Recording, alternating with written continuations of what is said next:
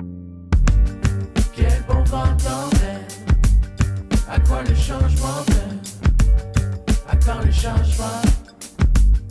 À quand le changement. Salut tout le monde, bienvenue à quand le changement, j'espère que vous allez bien. Aujourd'hui, c'est un nouveau setup, c'est pour ceux qui qui regardent sur YouTube présentement, ça va s'améliorer d'épisode en épisode, mais pour ce premier épisode avec ce nouveau setup, je reçois Génération Oui, donc les trois animateurs, David, Florence et Marc-Antoine. Comment allez-vous? Merci beaucoup de Bien. l'invitation. Ça va bien, oui. Je suis vraiment content de vous recevoir.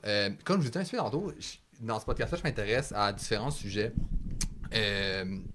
J'essaie un peu de couvrir plein de sujets différents à travers ce podcast-là. Et j'ai parlé un peu d'indépendance avec certains invités, mais comme ici et là. Et puisqu'on est dans un air, on dirait qu'il y a beaucoup de choses qui bougent politiquement dernièrement. Puis je trouve intéressant de m'intéresser à l'indépendance avec des jeunes qui représentent un peu ce mouvement-là, puis qui reprennent le flambeau après, disons-le, plusieurs années où ça a été un peu plus tough. Fait que pour commencer, je suis curieux de savoir comment le podcast est né, c'était quoi l'idée derrière ça, puis pourquoi vous avez décidé de vous impliquer un petit peu dans ce projet-là? Ouais, ben je vais y aller parce que je suis l'un des fondateurs du podcast. Membre fondateur. Membre fondateur du podcast. J'ai ma carte de membre. Non, mais blague à part, tu parlais d'années difficiles. Ouais. On a commencé dans des années difficiles en 2021. À ce moment-là, Paul Saint-Pierre Plamondon, ça faisait pas très longtemps qu'il était devenu chef du Parti québécois. Il était vraiment pas connu, là. Aujourd'hui, c'est la vedette. Puis tout le monde veut entendre parler de lui. Puis bon. Mais à l'époque, c'était en pandémie. Fait qu'on parlait juste de la COVID. L'indépendance, c'était pas un sujet d'actualité. Le Parti québécois était vraiment très bas dans les sondages. Puis les médias disaient beaucoup que l'indépendance, c'était un projet du passé qui intéressait pas les jeunes, qui allait mourir aux prochaines élections. Donc moi, je voulais un peu faire partie du changement. On parle de changement. Je voulais apporter notre voix à nous, les jeunes. Je voulais parler de souveraineté parce que je trouvais qu'on n'en parlait pas assez dans les médias. Donc c'est là que j'ai eu l'idée de fonder Génération Oui. OK, super. Puis vous êtes arrivé un peu sur le tard, c'est ça, sur le podcast. Ça a été quoi un peu votre raison de joindre ce projet-là? Ouais, ben moi, en fait, j'ai commencé l'université pendant la campagne. Là. Il y avait la campagne électorale en 2022 québécoise. Puis je m'étais impliqué moi aussi pour le PQ. Et au-delà justement de la politique, j'avais comme un peu rencontré des gens, puis je voyais un peu que, tu sais, au-delà des élections, il y a quelque chose aussi de plus à faire. Puis en même temps, ben, tu sais, j'avais choisi un parti indépendantiste, je m'étais jamais vraiment impliqué. À l'époque, j'avais 19 ans, là j'en ai 21. Et j'avais envie d'en faire plus, j'avais envie de pas juste me réserver à une fois ou 4 ans, tu sais, on s'implique, puis c'est tout, mais de m'engager, mais aussi peut-être de sortir aussi du spectre partisan, parce que ça, c'est quelque chose aussi que j'ai beaucoup appris. J'ai rencontré des gens qui pensaient pas exactement comme moi. Puis je me disais, tu sais, je veux dire, on est peut-être un peu des adversaires, mais on n'est pas des ennemis. Puis si derrière aussi, on a le même projet au niveau indépendantiste, ben pour des gens, par exemple, pour QS, moi, je me disais... c'est ça. Mais c'est ça, tu sais, je me disais, j'aime pas trop un peu cette dynamique-là. Donc, tu sais, j'ai comme un peu pensé à ça. Puis là, j'ai vu que, justement, Marc, pour la saison 2, avait fait une sorte d'annonce qui cherchait une co-animatrice et un co-animateur. Puis je me suis dit, tu sais, c'est peut-être là-dedans que j'ai envie d'aller, justement. Et donc, j'ai écrit à Marc pour dire que j'étais intéressé. J'ai souligné mon intérêt. Puis c'est comme ça que ça a commencé. C'est vraiment dans la suite de ce que j'avais commencé, puis auquel j'étais resté un peu sur ma faim, là, surtout après l'élection. Là. C'était pas quand même une victoire éclatante. Là. Donc, OK. Ce serait ça pour moi. Ouais. Très cool. Et moi, j'ai commencé à aller aux activités de Oui Québec. Là. Je sais pas si tu connais. Ouais, je suis allé à une coupe de Saint-Jean. Oui, c'est vraiment le fun. Ouais, moi, j'y allais vraiment juste avec des amis pour le fun. Fait que là, j'ai commencé à les suivre, leur page Instagram, leur page Facebook. Puis là, j'ai vu qu'il y avait comme un peu un podcast qui était en lien, mais c'était pas trop avec, mais c'était comme associé. Puis là, je me suis dit, OK, genre, je pourrais essayer ça pour le fun. Puis ben, j'ai trouvé ça vraiment le fun. Moi, j'ai vraiment beaucoup appris là, grâce à ce podcast-là. Je pense que j'avais mon éducation sur la souveraineté. C'était plus de passion. Là. C'était vraiment une passion. Je savais que j'étais dans le bon camp.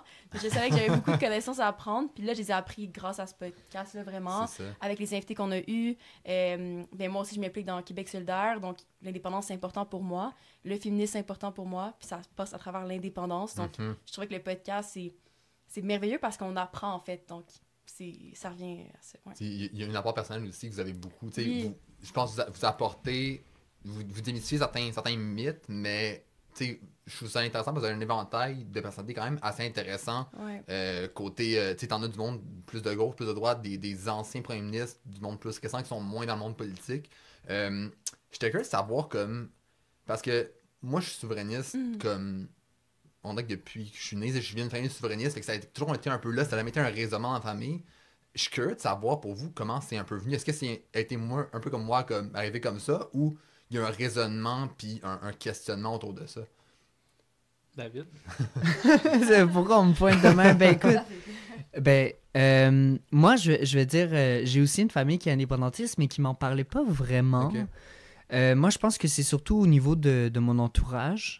Puis en fait, je pense que l'indépendance du Québec, ça découle surtout en fait de valeurs super importantes. Moi, la valeur auquel je pense quand je dis ça, c'est la liberté, c'est l'indépendance. C'est au-delà de juste quand t'es jeune, puis là tu veux un peu t'envoler tes propres ailes. Mais je fais toujours un peu cette métaphore pour moi comme l'indépendance, c'est juste une obligation. C'est comme vient un stade où, comme quand tu deviens un adulte, ou quand tu obtiens ton appartement, ta première maison, ben c'est juste un peu le cours des choses, puis c'est pour rien justement un peu enlevé au Canada, mais c'est juste qu'à un moment donné, tu sais, on n'a jamais plus que ce qu'on pourrait avoir si on était un pays.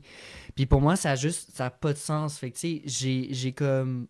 La liberté, c'était vraiment une première valeur que j'ai développée en politique, puis je l'ai façonnée à travers différents angles, différents sujets, notamment à travers l'indépendance. Puis moi, je dirais que, notamment quand j'ai commencé à m'impliquer au PQ pour l'élection de 2022, j'ai rencontré des personnes qui m'ont comme un peu aussi donné un peu plus de nourriture, de viande, justement, à nourrir un peu mon argumentaire. Parce que, tu sais, c'est important de parler de péréquation, tout ça, mais des fois, c'est vraiment compliqué. Puis surtout, à l'époque, c'était vraiment compliqué pour moi. Fait que de saisir une valeur aussi simple que la liberté, qui est déjà quelque chose auquel je réfléchissais, puis de montrer à quel point il y a un lien fort à faire avec l'indépendance, pour moi, c'était juste évident. Okay. Puis ça a fait en sorte que, justement, après, j'ai comme, ben là, je comprends c'est quoi l'argument de la péréquation, mais c'est vraiment, je dirais que ça a commencé comme ça. Tu sais, c'est l'entourage, c'est les premières valeurs que tu arrives à faire des liens avec l'indépendance. Puis c'est aussi, je pense que, comme beaucoup de monde, j'ai aussi, tu sais, attiré par le regain un peu au niveau du mouvement souverainiste. Ouais. Donc, ouais. OK, très cool. Top moi aussi. Moi, je veux dire que mon implication politique, ça vient comme de la peur, là, pour être honnête. Okay. Surtout avec, que ce soit les conservateurs, j'en parle souvent dans le podcast, mais je pense qu'en tant que femme, souvent, tu commences à militer parce que tu as peur pour tes droits puis ta liberté, finalement. Donc, c'est comme, oui, je veux faire partie d'un mouvement, c'est le fun, mais en même temps, j'ai peur parce que si je milite pas, parce que moi, j'ai le privilège de militer, j'ai le temps de le faire, je suis en santé, bon, je peux le faire. Qui va le faire. Donc, moi, ça vient vraiment d'une peur, là. Ça sonne un peu absurde, mais... C'est en voyant la montée de conservatrice que t'as voulu t'impliquer. J'étais comme, j'ai pas le choix d'impliquer, j'ai pas le choix d'en parler. Puis j'étudie en enseignement parce que je me dis, ben il faut parler de féminisme, donc je vais le faire. Ça va être moi qui va prendre le fardeau parce que vraiment, je trouvais qu'il y avait un manque. Mais en même temps, je veux dire, c'est les mêmes raisons que David aussi, puis je pense que mes parents aussi étaient super souverainistes, mais moi, ça allait comme vraiment la cloche de comme, OK, il faut que j'en parle. C'est quand je voyais un peu cette montée-là de la droite, un peu partout dans le monde, finalement, que là, je me suis dit, OK, mais nous, on est Québec, on n'est pas comme ça, puis on veut pas être comme ça. Là. J'imagine que présentement, avec tout ce qui se passe au Canada, puis aussi au Sud, j'imagine que ton désir est encore plus là. Mais oui, mais c'est une peur, mais c'est une colère. Donc, ça me motive. C'est comme un peu mon feu pour militer, là, finalement. Là. Ouais. Très cool. Toi, Marc-Antoine? Moi, c'est venu assez jeune. C'est pas venu de ma famille. Ma famille était assez peu souverainiste. C'est des gens qui étaient un petit peu plus cyniques quand j'étais jeune face à la politique. Ils ont été beaucoup déçus par les différents gouvernements. Principalement, on a connu beaucoup les gouvernements Charest. Là. Ouais. Ça a fait mal à la fierté au Québec, puis au désir de s'impliquer, puis au désir de croire au Québec. Donc moi, c'était... finalement, c'est venu quand j'avais à peu près 12 ans. Fait que c'est venu assez jeune, 11-12 ans. Dans mes cours d'histoire, j'ai toujours été passionné d'histoire, de géographie. L'actualité, ça m'intéressait. Puis, vient l'histoire de la conquête. Vient l'histoire où on a subi cette conquête-là. On s'est fait voler notre territoire. On s'est fait... tu sais, c'est assez brutal, là, une conquête comme ça, militaire, bref. Fait que déjà là, ça m'intéressait. Je comprenais que dans le fond, notre appartenance au Canada était liée à la défaite des plaines d'Abraham essentiellement, qu'on n'avait jamais choisi de plein gré d'appartenir à ce pays-là, que ce pays-là ne nous représente pas. Tu sais, c'est pas la même culture, c'est pas la même, c'est pas les mêmes réalités d'un océan à l'autre. Là. Ils n'ont pas nos valeurs nécessairement à cœur quand tu vois ce qui se passe devant Ottawa. Exactement. Puis plus anecdotique, il y avait la série Montréal-Québec. OK. Pour les plus jeunes qui ne connaissent pas c'est quoi, c'était il y avait une équipe d'hockey Montréal, une équipe d'hockey Québec, puis chaque équipe avait son hymne comme son hymne. Puis l'équipe de Québec avait Hymne à Québec de Locolakas. OK. Puis dans Hymne à Québec, ils disent Québec, c'est le cœur du pays du Québec.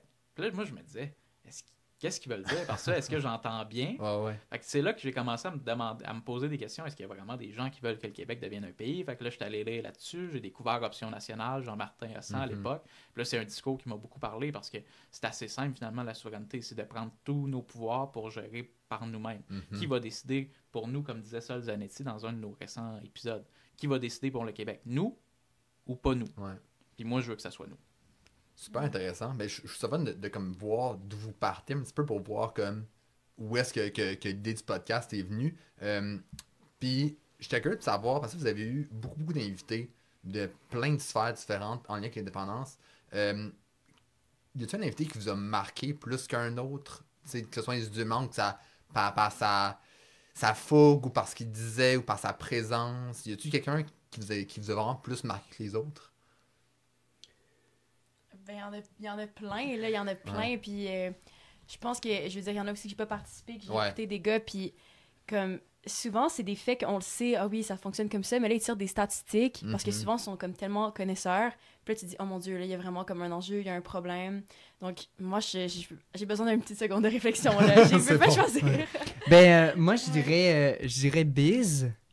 J'ai prêté quand même au jeu. Comme Florent, j'en ai beaucoup, mais je dirais celui de Biz, particulièrement parce que, premièrement, c'est un épisode qui avait vraiment bien fonctionné. Puis j'ai beaucoup aimé, tu sais, on se le dit des fois un peu à Génération Oui, mais on reçoit des politiciens, puis tu sais, des fois, tu as toujours un peu aussi ce côté partisan, évidemment. Puis le fait, tu sais, qu'avec les artistes, c'est pas du tout le cas. Puis ils ont aussi la réalité de présenter le projet d'indépendance sous le regard de l'art, le regard de la culture.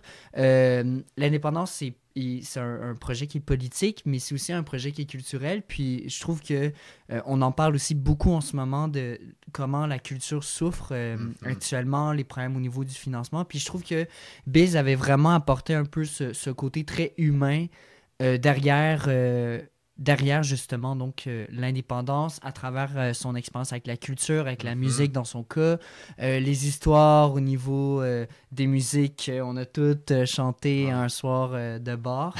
Fait que je trouve vraiment que c'était un très bon épisode comme je les aime parce que je trouve que tous nos épisodes sont humains, mais particulièrement celui-ci l'était. Parce qu'il y avait vraiment un peu ce regard-là. Puis je trouve que c'est un peu l'avantage qu'on a avec des artistes. C'est pas nécessairement que ceux avec les politiciens ne sont pas. Il y en a vraiment aussi, puis on le remarque surtout avec des personnes qui ont quitté après être venues au balado.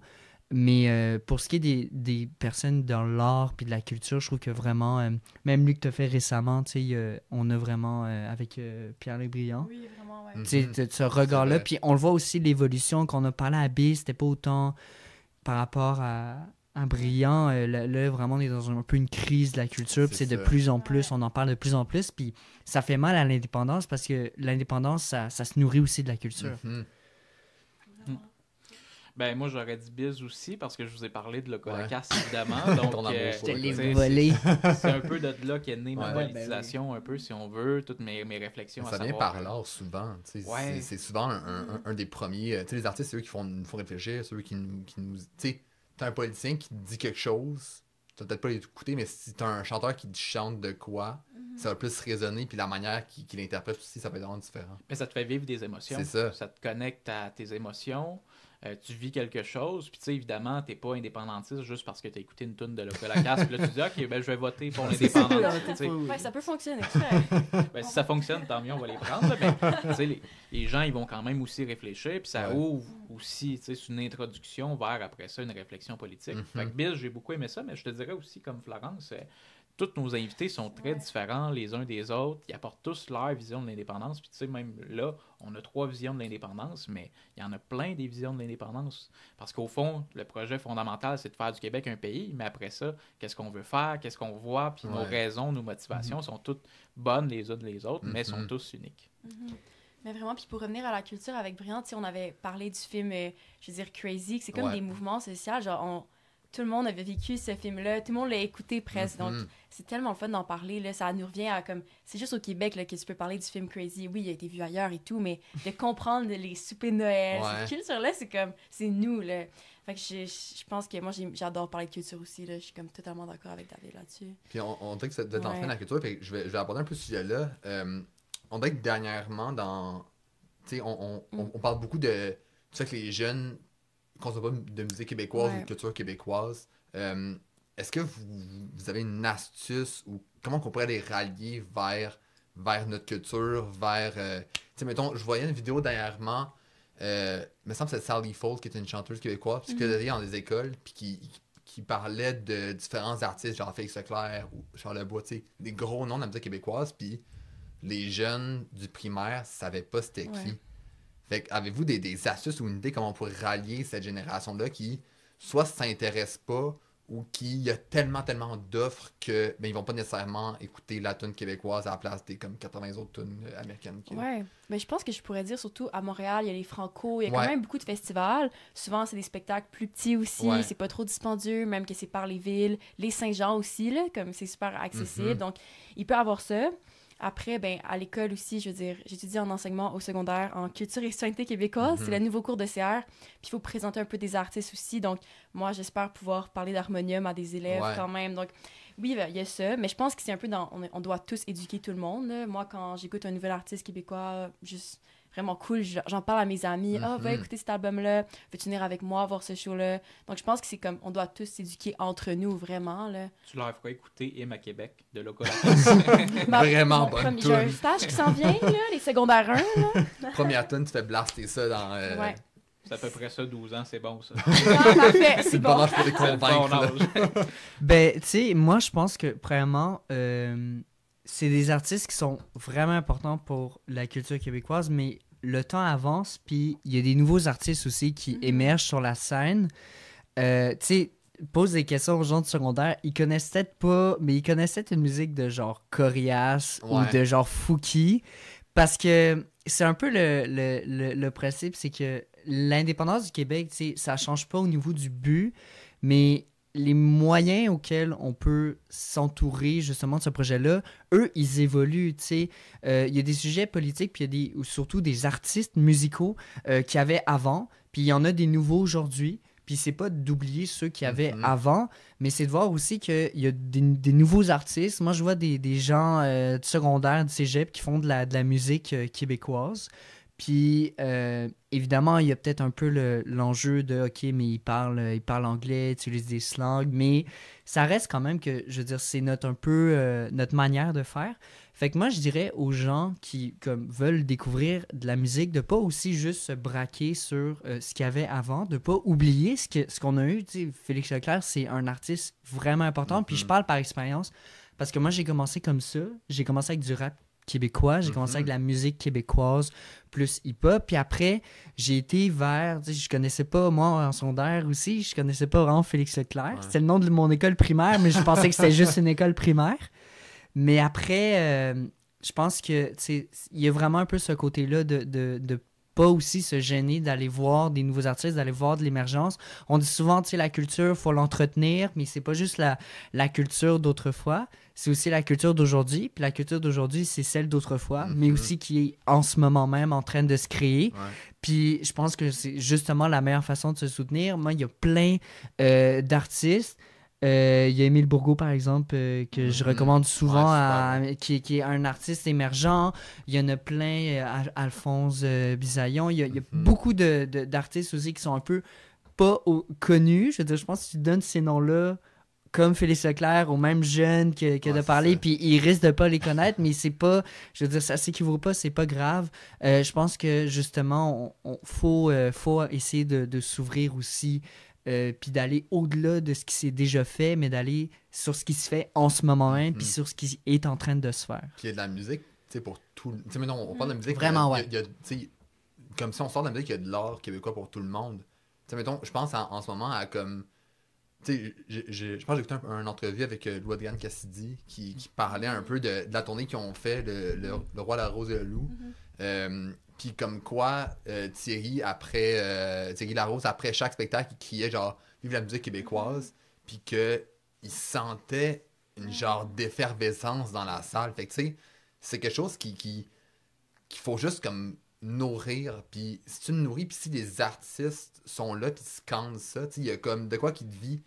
C'est sûr que c'est pas Roxane Bruno Centreville qui gueule ça, mais tu sais, c'est quand même genre, tu sais, petit à petit, il y a comme les artistes se réapproprient cette cause-là, ou pas nécessairement politiser la chose, mais juste comme être fier de chanter en français, puis être fier de comme, tu sais, de chanter dans notre langue, puis avec nos référents et tout. Là. Puis les gens dans la salle qui répondent en criant « Vive le Québec », pas « Vive le Québec libre », mais « Le Québec, mon pays », des affaires de Québec libre, etc. C'est fascinant.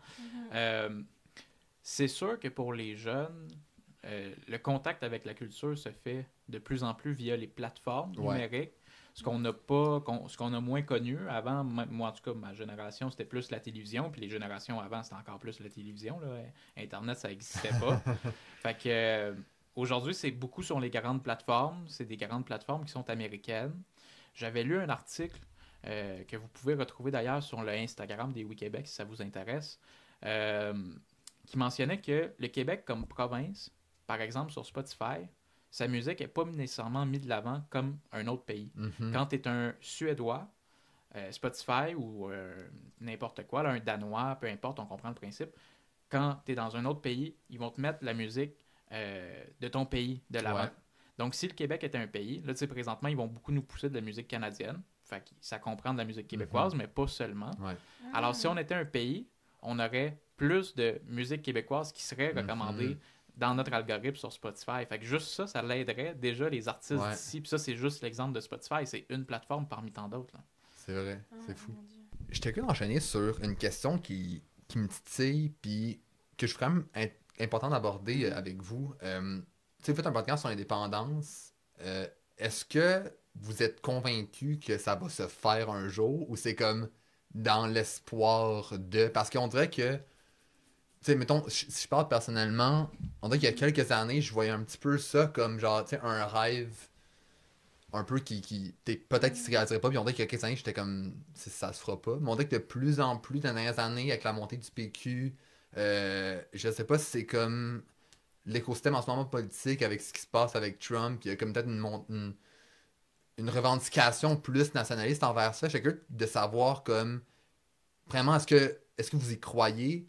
Et comment vous voyez ça en ce moment? Est-ce qu'on est dans une bonne position pour y arriver par rapport à où est-ce qu'on était puis où est-ce qu'on va éventuellement être? Ça pourra pas ne pas toujours arriver. Ouais. C'est sûr que ça va arriver un jour. Le désir d'indépendance, ça fait longtemps qu'il est là. On remonte aux Patriotes, puis déjà là, on parlait d'indépendance, on parlait de souveraineté, etc. Puis aujourd'hui, on est en 2025. Ouais. Fait que ça transperce les époques. Ça fait partie de notre histoire. Depuis même depuis la conquête britannique, on le sait qu'on est une nation différente, qu'on a une culture différente, comme tous les autres peuples. On n'est pas meilleur ni moins bon que les autres. Puis c'est ça. Fait que c'est des moments dans l'histoire que des fois c'est plus haut, comme en ce moment, tu le dis, on a l'impression que ça va arriver. Peut-être que ça va être la bonne cette fois-ci. Puis là, quelques années, on avait l'impression que ça allait mourir. Ouais. Fait que c'est vraiment des vagues, je dirais. Moi, je pense qu'on va le voir. Est-ce qu'on va le voir de notre vivant? Je l'espère. Je le pense. En ce moment, en tout cas, je le pense beaucoup. Là. Je pense qu'on est dans le bon contexte pour ça, mais on verra bien. Mais je pense que ça va finir par arriver. OK. Ouais, mais tellement aussi, là, surtout avec récemment, je trouve, avec la montée un peu, ce qui arrive avec le fédéral. Là, moi, j'ai l'impression, là, les gens me demandent, Flo, je sais pas pour qui voter au fédéral, j'ai pas envie de voter. Est-ce que si je vote pour le Bloc, c'est dangereux? Parce que là, je sens un peu, là, les gens, ils sont un peu stressés. On sent qu'il y a quelque chose dans l'air. Moi, je le sens, là, en ce moment, qu'il y a comme un changement. Donc, moi, je me dis peut-être que ça va aider justement à revenir à la souveraineté. Puis, je pense que, je pense qu'on s'en va vers le tranquillement, là, je le sens. Un gut feeling. Moi aussi, je suis convaincu que ça va arriver parce que, en fait, j'aime ça un peu appeler ça le paradoxe de l'indépendance. C'est que, en fait, tant qu'il n'y aura pas l'indépendance doit nécessairement avoir lieu parce que le désir d'indépendance naît d'un sentiment d'injustice. Puis, tant qu'il y a ce sentiment d'injustice-là, il y aura un désir d'indépendance. Donc, pour ne plus qu'il y ait cette injustice-là, il faut nécessairement avoir l'indépendance. Ouais. Donc, je veux dire, le moment où cette injustice disparaît, c'est nécessairement le moment où l'indépendance va arriver. Fait que moi, je suis convaincu qu'il y aura l'indépendance. Moi, je suis quelqu'un qui est très optimiste dans la vie. Donc, moi, je suis convaincu qu'il y aura un référendum sur l'indépendance du Québec. D'ici 2 semaines. D'ici 2 semaines. Après. Les va être sortis, ils vont en avoir. Quand il y aura d'autres tarifs. Mais moi, je pense aussi un peu comme. Tu sais, Florence, la peur est vraiment un véhicule qui peut parfois un peu donner la fausse impression que l'indépendance, c'est pas au jour. Tu sais, les gens vont dire oui, mais vous savez, puis c'est un peu le discours en ce moment des fédéralistes qui sont à la course de la chefferie du PLQ, c'est de dire que l'indépendance, vous savez, on a tellement d'autres chats à fouetter que ça. Mais non, justement, en fait, c'est une fausse perception.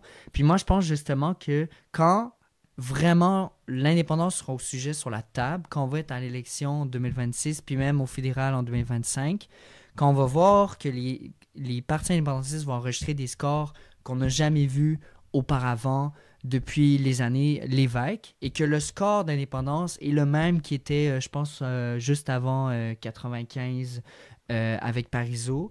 Puis que là, on va connaître vraiment cette effervescence-là de, OK, l'indépendance, là, c'est comme les tarifs en ce moment, tu sais, ça va occuper la place médiatique. Je pense que ça va juste connaître un tremplin. Les gens vont juste réaliser que, ah ben oui, finalement, l'indépendance, puis qu'il n'y a plus cette peur artificielle, il n'y a plus ces discours un peu de catastrophisme qui sont donnés par les fédéralistes, qui viennent un peu nuire à... cette réalisation-là que l'indépendance circule dans beaucoup plus d'esprits qu'on a l'impression en ce moment. Puis je pense que vraiment, surtout dans des périodes comme on vit en ce moment, on est plus enclin à vouloir un peu le confort, ce qui est normal. Mais moi, je pense que cette période-là va se lever à un moment donné. Puis en 2026, 2025, 2028, c'est certain qu'il y aura toutes les conditions pour moi pour qu'on ait un pays avant...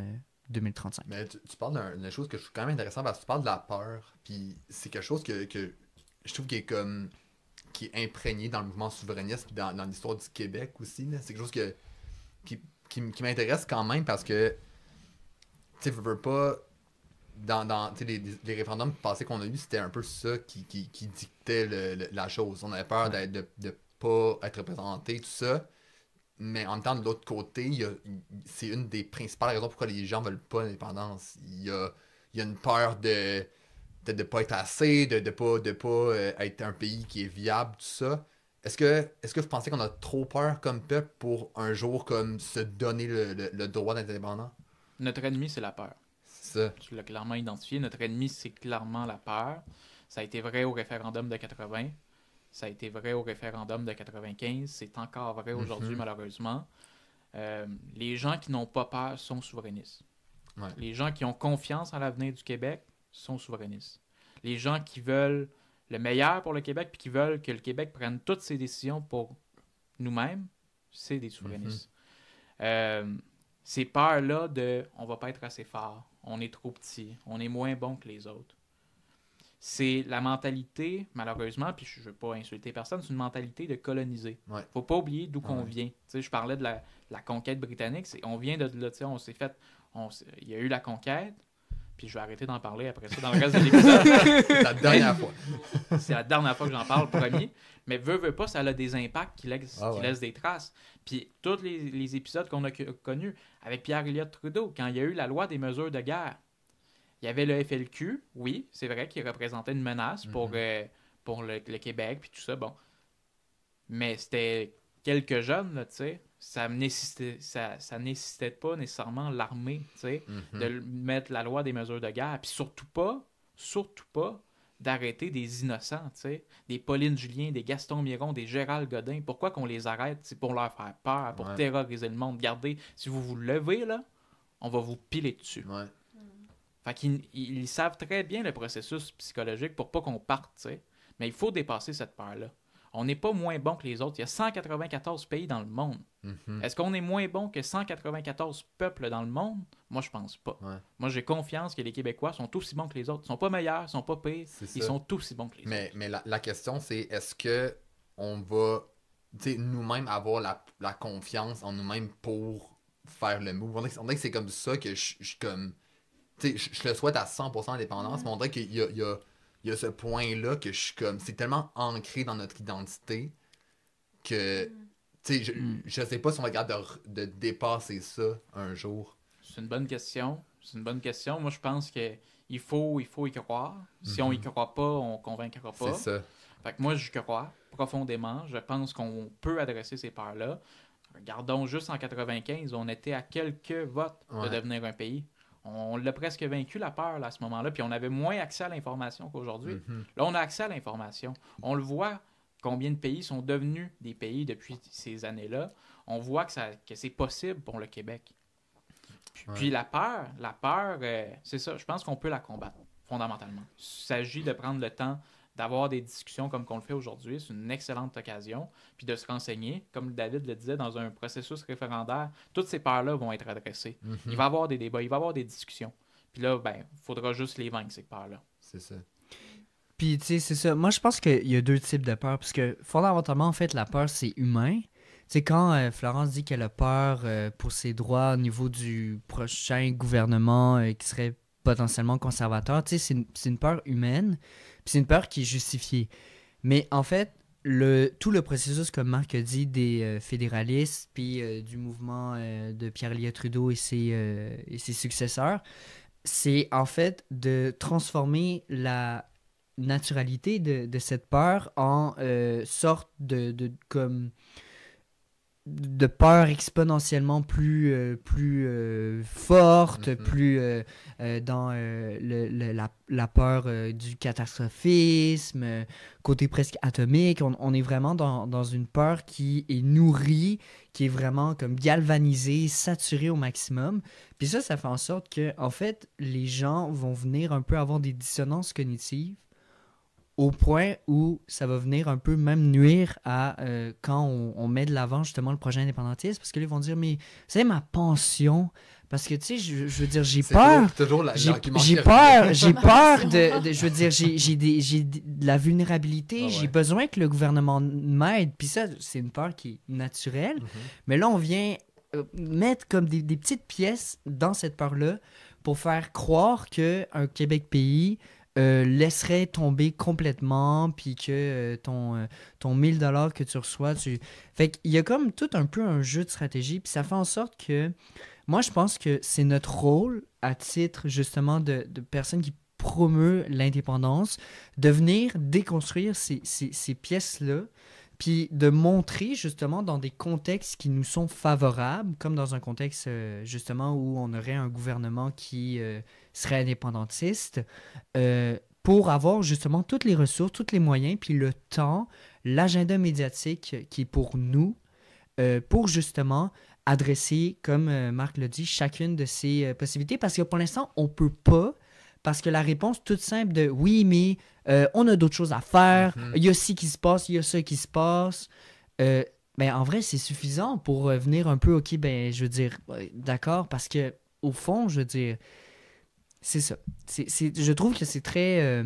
c'est un jeu un peu qui nous demande aussi de réfléchir, puis justement, les plateformes qu'on a aujourd'hui, comme avec Génération Oui, je pense que c'est un outil qui est extrêmement efficace pour nourrir, pour l'instant, les discussions et les réflexions indépendantistes sans être un peu muselé, Puis par la suite, quand il y aura justement toutes les conditions, puis qu'on va être justement dans un agenda médiatique et politique qui est mis de l'avant avec l'indépendance, ben on va pouvoir tout ressortir ça, puis on va tout pouvoir vraiment, même dès le jour 1, adresser toutes les petites peurs comme ça, puis les peurs aussi naturelles qui méritent d'être répondues, mais qui sont souvent assez, qui sont en fait galvanisées par les petites choses qui sont ajoutées par les fédéralistes. Puis concrètement, cette année, le Parti québécois va sortir son livre bleu, qui appelle. OK. Ça va répondre à toutes les questions fondamentales que les gens peuvent se poser par rapport à l'indépendance. Fait qu'on va vraiment avoir un portrait de ce que serait un Québec indépendant. Ils ont déjà fait le document qui s'appelle le budget de l'an 1, en fait. Là. Ou qui ont fait vraiment l'exercice de voir combien ça nous coûte d'être dans le Canada, combien qu'on perd. Puis si on l'a vu, c'est un coût. Il y a un coût d'appartenir au Canada. La péréquation, c'est un prix de consolation qu'ils nous donnent, mais au fond, on perd de l'argent en étant dans le fédéral. Ça a été démontré par plusieurs économistes, même Jean Charest l'a reconnu. Même quand un homme fédéraliste assumé, qui a combattu l'indépendance, le dit clairement que le Québec, aujourd'hui, la question de l'indépendance, c'est pas de savoir si on peut devenir un pays, la question c'est est-ce qu'on veut. Parce qu'il reconnaît que oui, on a la capacité financière de devenir un pays. Fait que c'est ça. Pour revenir à l'élément concret, il va y avoir le livre bleu. J'invite les gens à être attentifs à ça. Là. Si vous avez des peurs, des craintes, c'est normal. Allez lire ça, puis je pense que ça va déjà vous montrer que oui, c'est possible de devenir un pays. Ayons confiance. Oui, puis tant qu'on peut avoir des débats puis en parler, si la peur, ça fait que les gens se parlent plus puis que ça polarise puis qu'on se sépare, là, pour moi, il y a un problème. Moi, j'ai envie qu'on en parle, puis j'avoue que j'ai pas d'amis fédéralistes, mais j'en veux dans le sens que je veux en parler, puis ça peut être sur n'importe quel sujet. J'ai l'impression que des fois, quand on a nos idées, on se restreint un peu, puis on veut pas débattre sans avoir de débat de confrontation. Là. C'est pas des confrontations que je cherche à avoir en politique, pas du tout, mais c'est plus des débats. Pour moi, la démocratie, c'est ça, c'est des débats, c'est de parler, OK, t'as peur de ta pension? On va en parler, pourquoi t'as peur? OK, quelle politique on préfère? Tu sais, les discussions, il va en avoir, là, c'est sûr à 100%. Là, on va pas comme devenir un pays, puis pas avoir de débat, pas en parler. Donc moi, je veux vraiment qu'il y ait des discussions, puis je trouve que la démocratie, c'est ça, là, vraiment, là, tellement. Là. Mais tu parles de discussion puis de confrontation, puis on dirait que ça me fait penser à, en ce moment, tu sais, ce qui représente l'indépendance, finalement, c'est deux partis. On a QS et on a PQ, puis dans les dernières années, on dirait que je vois juste des flèches se lancer, puis des confrontations sur des idéaux. Comment vous voyez un peu cette dualité-là de deux partis souverainistes, mais qui quand même ont des points qui sont quand même assez divergents puis qui veulent pas broncher sur ces points-là. Comment vous percevez un peu ça? Toi, t'as l'air d'avoir un... Ben, tu sais, je me questionne quand même beaucoup par rapport à ça parce que, tu sais, je veux l'indépendance, sauf que je pense que quand même que, tu sais, j'entends beaucoup de discours de personnes qui disent qu'il faut mettre les idéaux de côté puis il faut se rallier sur un but commun. Puis ce que je suis 100% d'accord. Sauf que quand les deux côtés ou quand tu as des valeurs fondamentales pour construire ton pays, puis quand tu n'es pas prêt à broncher sur ces valeurs-là, on dirait que j'ai comme de la misère à voir comment tu peux t'unir ensemble. Puis c'est plate à dire, là, mais personnellement, je pense pas que ça va se faire si QS reste de son bord, puis si le PQ reste de son bord, puis si le Bloc reste de son bord. Il faut comme qu'il y ait une alliance ensemble pour que ça se fasse. J'étais curieux de savoir vos opinions par rapport à ça. Je suis assez d'accord avec toi. Je vous dirais que c'est normal qu'en ce moment, ils se lancent des flèches parce qu'ils sont dans une joute partisane où ils doivent se piquer des électeurs. Puis ils ont beaucoup de positions communes. Donc, nécessairement, ils courtisent un pan de l'électorat parfois qui est similaire. Donc, c'est normal qu'ils se taquinent, si on veut. C'est pas agréable à voir parce que c'est deux partis souverainistes. On voudrait surtout pas, en fait, qu'ils s'attaquent sur la question de l'indépendance. C'est normal qu'ils s'attaquent sur d'autres dossiers, mais ça serait préférable qu'ils s'attaquent pas sur l'indépendance. Fait que là-dessus, je suis complètement d'accord avec toi. Mais sur la question des alliances, je pense que ça va se faire si l'un ou l'autre prend le pouvoir. Si l'un ou l'autre prend le pouvoir et décide d'aller de l'avant, soit avec l'Assemblée constituante ou avec le référendum, ça risque d'être avec le référendum. Désolé, Florence. Ben là, tu sais, ils vont construire un camp du oui. En 95, là, dans le camp du oui, là, il y avait des gens totalement opposés. Il y avait Éric Duhem, il y avait Françoise David. Il y avait Amé Kadir aussi. Il y avait Lucien Bouchard qui venait des conservateurs. Il y avait des gens plus Louise Arel qui était plus de centre-gauche-gauche. C'est une grande coalition, mais tout ça, c'est pas bâti Avant, malheureusement, ça s'est bâti sur plusieurs semaines, mais surtout quand il y a eu l'effervescence pour le référendum. Donc, du moment où le Parti québécois prend le pouvoir, décide d'aller de l'avant avec un processus référendaire, ben là, il y a la constitution d'un camp du oui en bonne et due forme. Puis, pensez-vous que les partis, les politiciens sont capables de mettre ces choses-là de côté puis faire un tout? Comme, pensez-vous qu'ils ont tu sais, parce qu'il y a un côté d'orgueil aussi un petit peu derrière ça, là, de comme vouloir représenter des valeurs puis pas vouloir broncher par rapport à certains points. Est-ce que vous croyez en la bonne foi des politiciens pour faire ça? S'ils sont pas capables, ils sont pas à bonne place. C'est ça. 100%. Moi, je pense qu'il y en a là, qui sont là, c'est de la passion. Là, je veux dire, s'impliquer en politique, c'est tellement comme demandant et tout. C'est sûr qu'il y en a que ça peut être des hommes d'affaires, des femmes d'affaires et tout ça, oui, je peux croire, mais au fond, il y en a. Là, la plupart, je dois imaginer que c'est des gens passionnés. Là. Donc, je suis sûre que oui. Là. Ouais, moi, je pense que si en 95, Éric Duhaime et Françoise David étaient dans le même camp, je pense que... J'avais pas ça. Pour Ouais. vrai, parce qu'Éric Duhaime travaillait pour le Bloc québécois. Ah ouais. Françoise David, elle représentait, je me souviens pas quel groupe de la société civile, mais elle faisait partie officiellement du camp du oui. Elle faisait la tournée du Québec pour faire des discours pour le oui, puis Éric Duhaime aussi. J'aurais jamais cru mais il y avait voir aussi ces deux personnes dans le même comité. Mais même Mario Dumont, tu sais, Mario Dumont qui il était dirigeant de l'ADQ, qui était quand même assez à droite économiquement, puis il y avait Françoise David, tu sais. Je pense que Marc Tanguay aussi a voté oui. Ouais, je pense qu'il m'a il a dit non. Fait que, écoute... ça pour dire que moi je pense que si tous ces personnages là, qu'on voit aujourd'hui pour se dire non, jamais il aurait pu faire ça, je pense que PSPP puis GND peuvent trouver un terrain d'entente. Je pense que comme tu l'as dit, tu sais, on le sait tous, il y a juste un seul sujet qui divise QS puis le PQ, mais sur tous les autres sujets, sur l'environnement, sur les travailleurs, les syndicats, je veux dire, c'est vraiment le même parti. En 2022, on parlait même du mariage entre le PQ et le QS, tellement, je veux dire, c'est la même plateforme. Puis le seul sujet auquel ils sont divergents, c'est l'immigration. Ouais. Mais il y a un terrain d'accord à trouver. Puis je pense que, comme Marc a dit, l'ajout partage prend beaucoup de place. Mais dès le moment où il y en a un des deux qui forme le pouvoir, le camp du oui va se former, puis là, on va voir des gens, peut-être qu'on se disait intérieurement, mais jamais ils auraient été dans la même équipe. Parce que là, on n'est pas comme... Quand il y a un référendum, c'est pas c'est pas équipe PQ, équipe QS, c'est équipe Québec. Ouais. C'est équipe Québec, puis on est tous dans la même équipe. Puis je pense que justement pour le pays, tu sais, comme on dit souvent dans les épisodes, on se chamaille avant, on va se chamailler après, mais pendant, on est une équipe, on est ensemble. Puis notre seul ennemi commun, c'est les fédéralistes, c'est les gouvernements conservateurs et libéraux qui seront au pouvoir si quand on en fait un, et la peur. Puis c'est un rendez-vous avec l'histoire. Tu sais, à ce moment-là, quand un des deux partis prend le pouvoir, l'ego puis l'orgueil prend le bord. Tu as rendez-vous avec l'histoire. Ça va être écrit dans les livres. Il va y avoir des documentaires là-dessus. Tu peux pas juste commencer à dire PSPP m'a dit l'autre jour que ma proposition était pas bonne. Hey! On veut passer à travers ça. C'est ça. Puis c'est une question qui nous intéresse beaucoup, ça, à Génération Oui. On le pose souvent à nos invités, qu'ils soient du PQ ou de QS.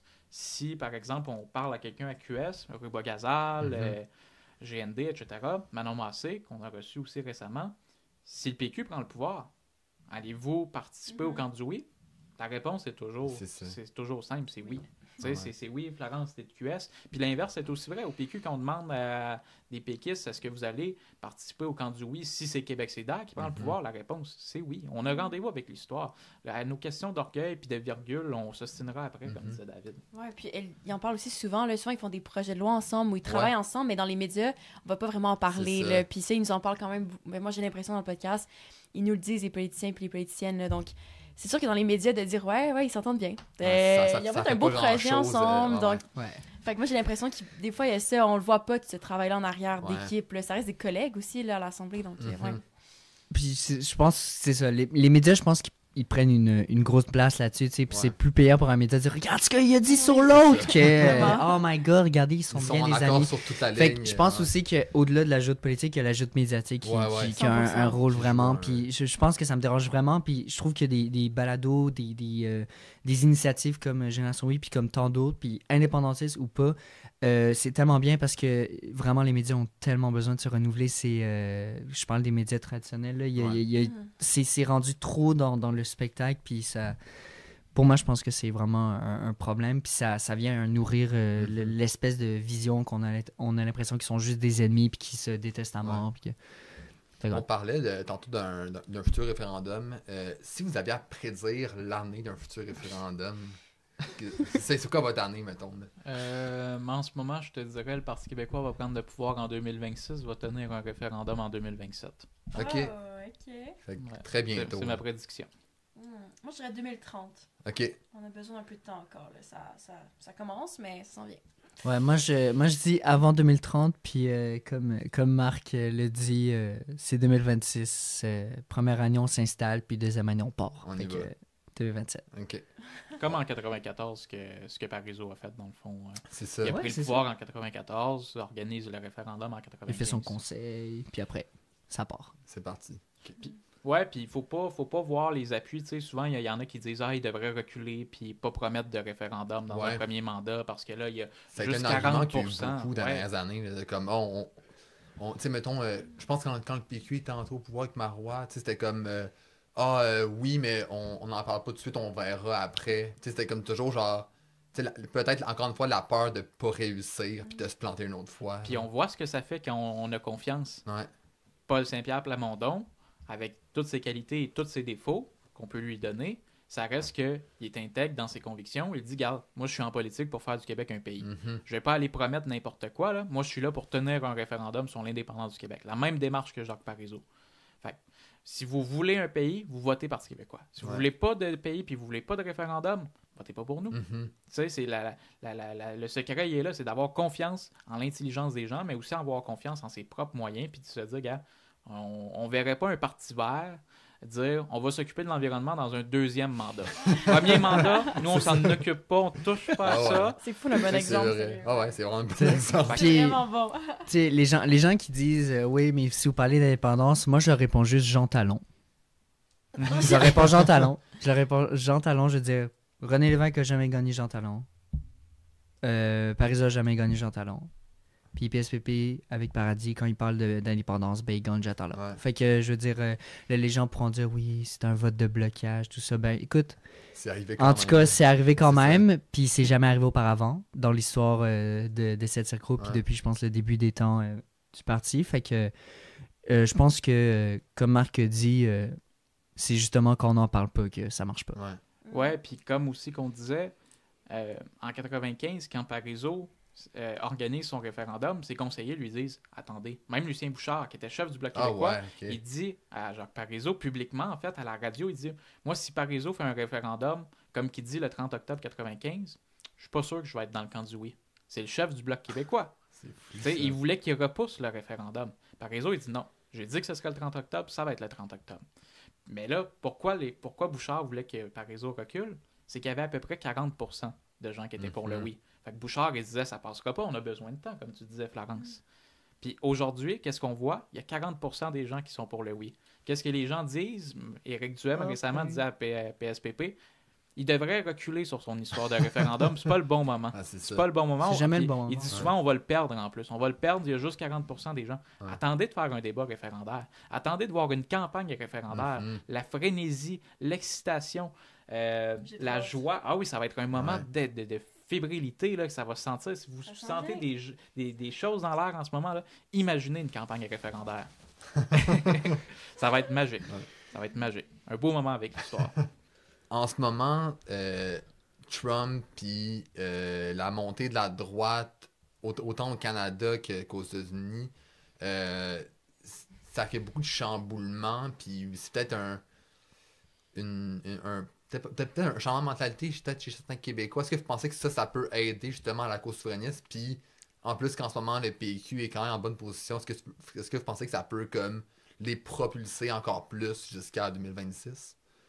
Ben tu sais, si on suit un peu la tendance actuelle, s'il y a un référendum comme on avait suggéré en 2027, ça sera un référendum sous Donald Trump puis sous Pierre Poilievre. S'il devient premier ministre. Puis, moi, je pense honnêtement que ça va aider la cause souverainiste, puis en général le mouvement indépendantiste, parce que, tu sais, moi, je pense actuellement que ce qui s'est passé aux États-Unis comme au Canada, si Poilievre rentre, c'est un vote qui est contre. Tu sais, c'est un vote qui est contre, premièrement, aux États-Unis, les démocrates qui semblent avoir un peu laissé la classe ouvrière aux mains des républicains. Puis, au niveau du Québec et du Canada, je veux dire, c'est surtout, en fait, un vote contre Justin Trudeau, là, qui est vraiment... Puis les libéraux, tu sais, c'est la passation de pouvoir à chaque fois. 9 ans chacun. Et je pense que rapidement, les gens vont voir, surtout au Canada, puis au Québec, comment Pierre Poilievre, c'est pas la... Tu sais, je lisais récemment ça, là, l'histoire de la politique canadienne, c'est... on est tanné des libéraux, on va voter conservateur. On est tanné des conservateurs, on va voter libéraux. On est tanné des libéraux, on va voter conservateur. Fait que moi, je pense que, tu sais... Si les gens ont détesté les libéraux pendant les référendums, puis ça les a motivés pour aller voter oui, ça va être la même chose, mais je pense que décuplé, parce que les libéraux ont quand même, tu sais, ils ont beaucoup dans les dernières décennies voulu arracher au niveau du NPD, au niveau du progressisme. Puis là, si Pierre Poilievre enclenche vraiment au niveau de son projet, puis de couper tout, de couper les aides sociales, de tout ça, tu sais, les gens qui ont peur de leur chèque de pension, je leur dis, ben écoute, avec Pierre Poilievre, ton chèque de pension va être encore moins important que ce qu'il devrait être. Puis au-delà de ça aussi, tu sais, on en parle, mais je veux dire, il y a tout un peu la question au niveau des droits des femmes, au niveau de l'environnement, je veux dire, est-ce qu'on va se retirer de l'accord de Paris? On ne sait pas. Mais c'est certain que je pense que sous un gouvernement conservateur, surtout de Pierre Poilievre, je veux dire, tu sais, Harper pour moi, puis Mulroney, il y avait peut-être, mais Pierre Poilievre, pour moi, ça risque de comme ouvrir un peu les yeux sur le fait que...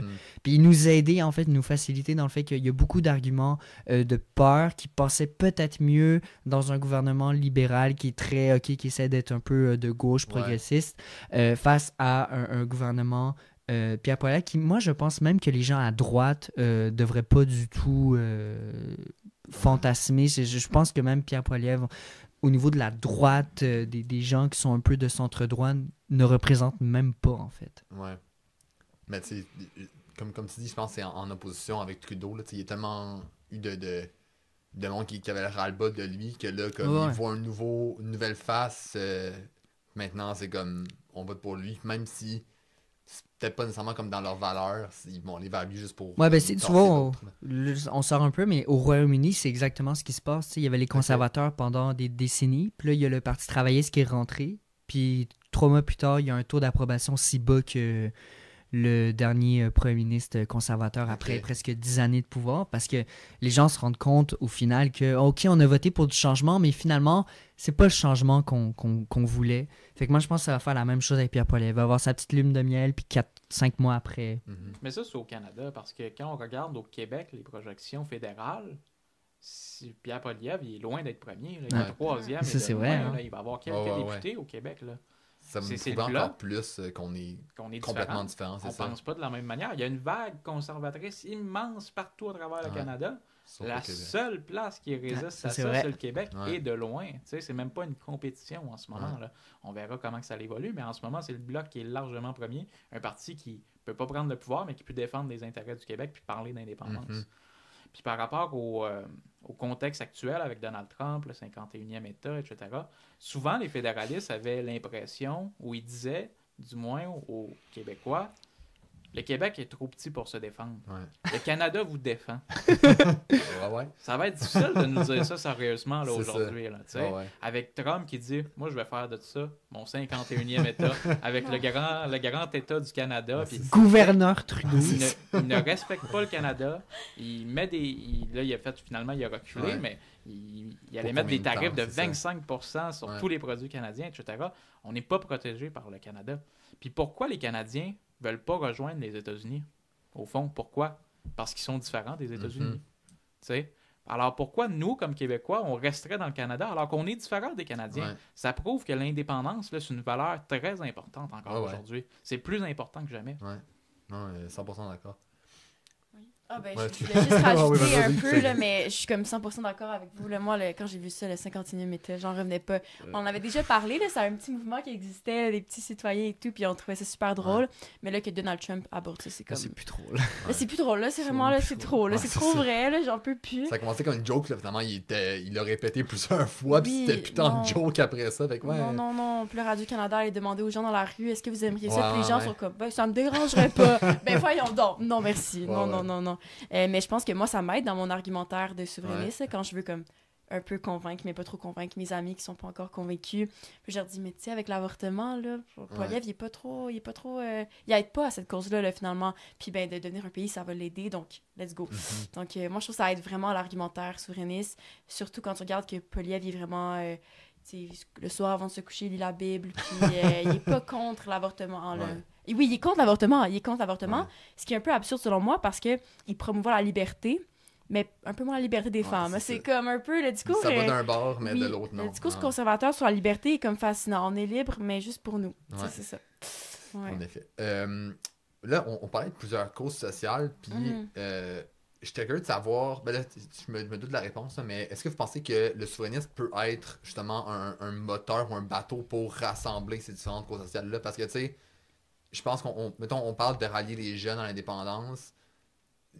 Chez certaines personnes, c'est un petit peu moins comme un acquis, mais ce qui les importe, c'est des causes sociales comme l'environnement, le féminisme, l'égalité, tout ça.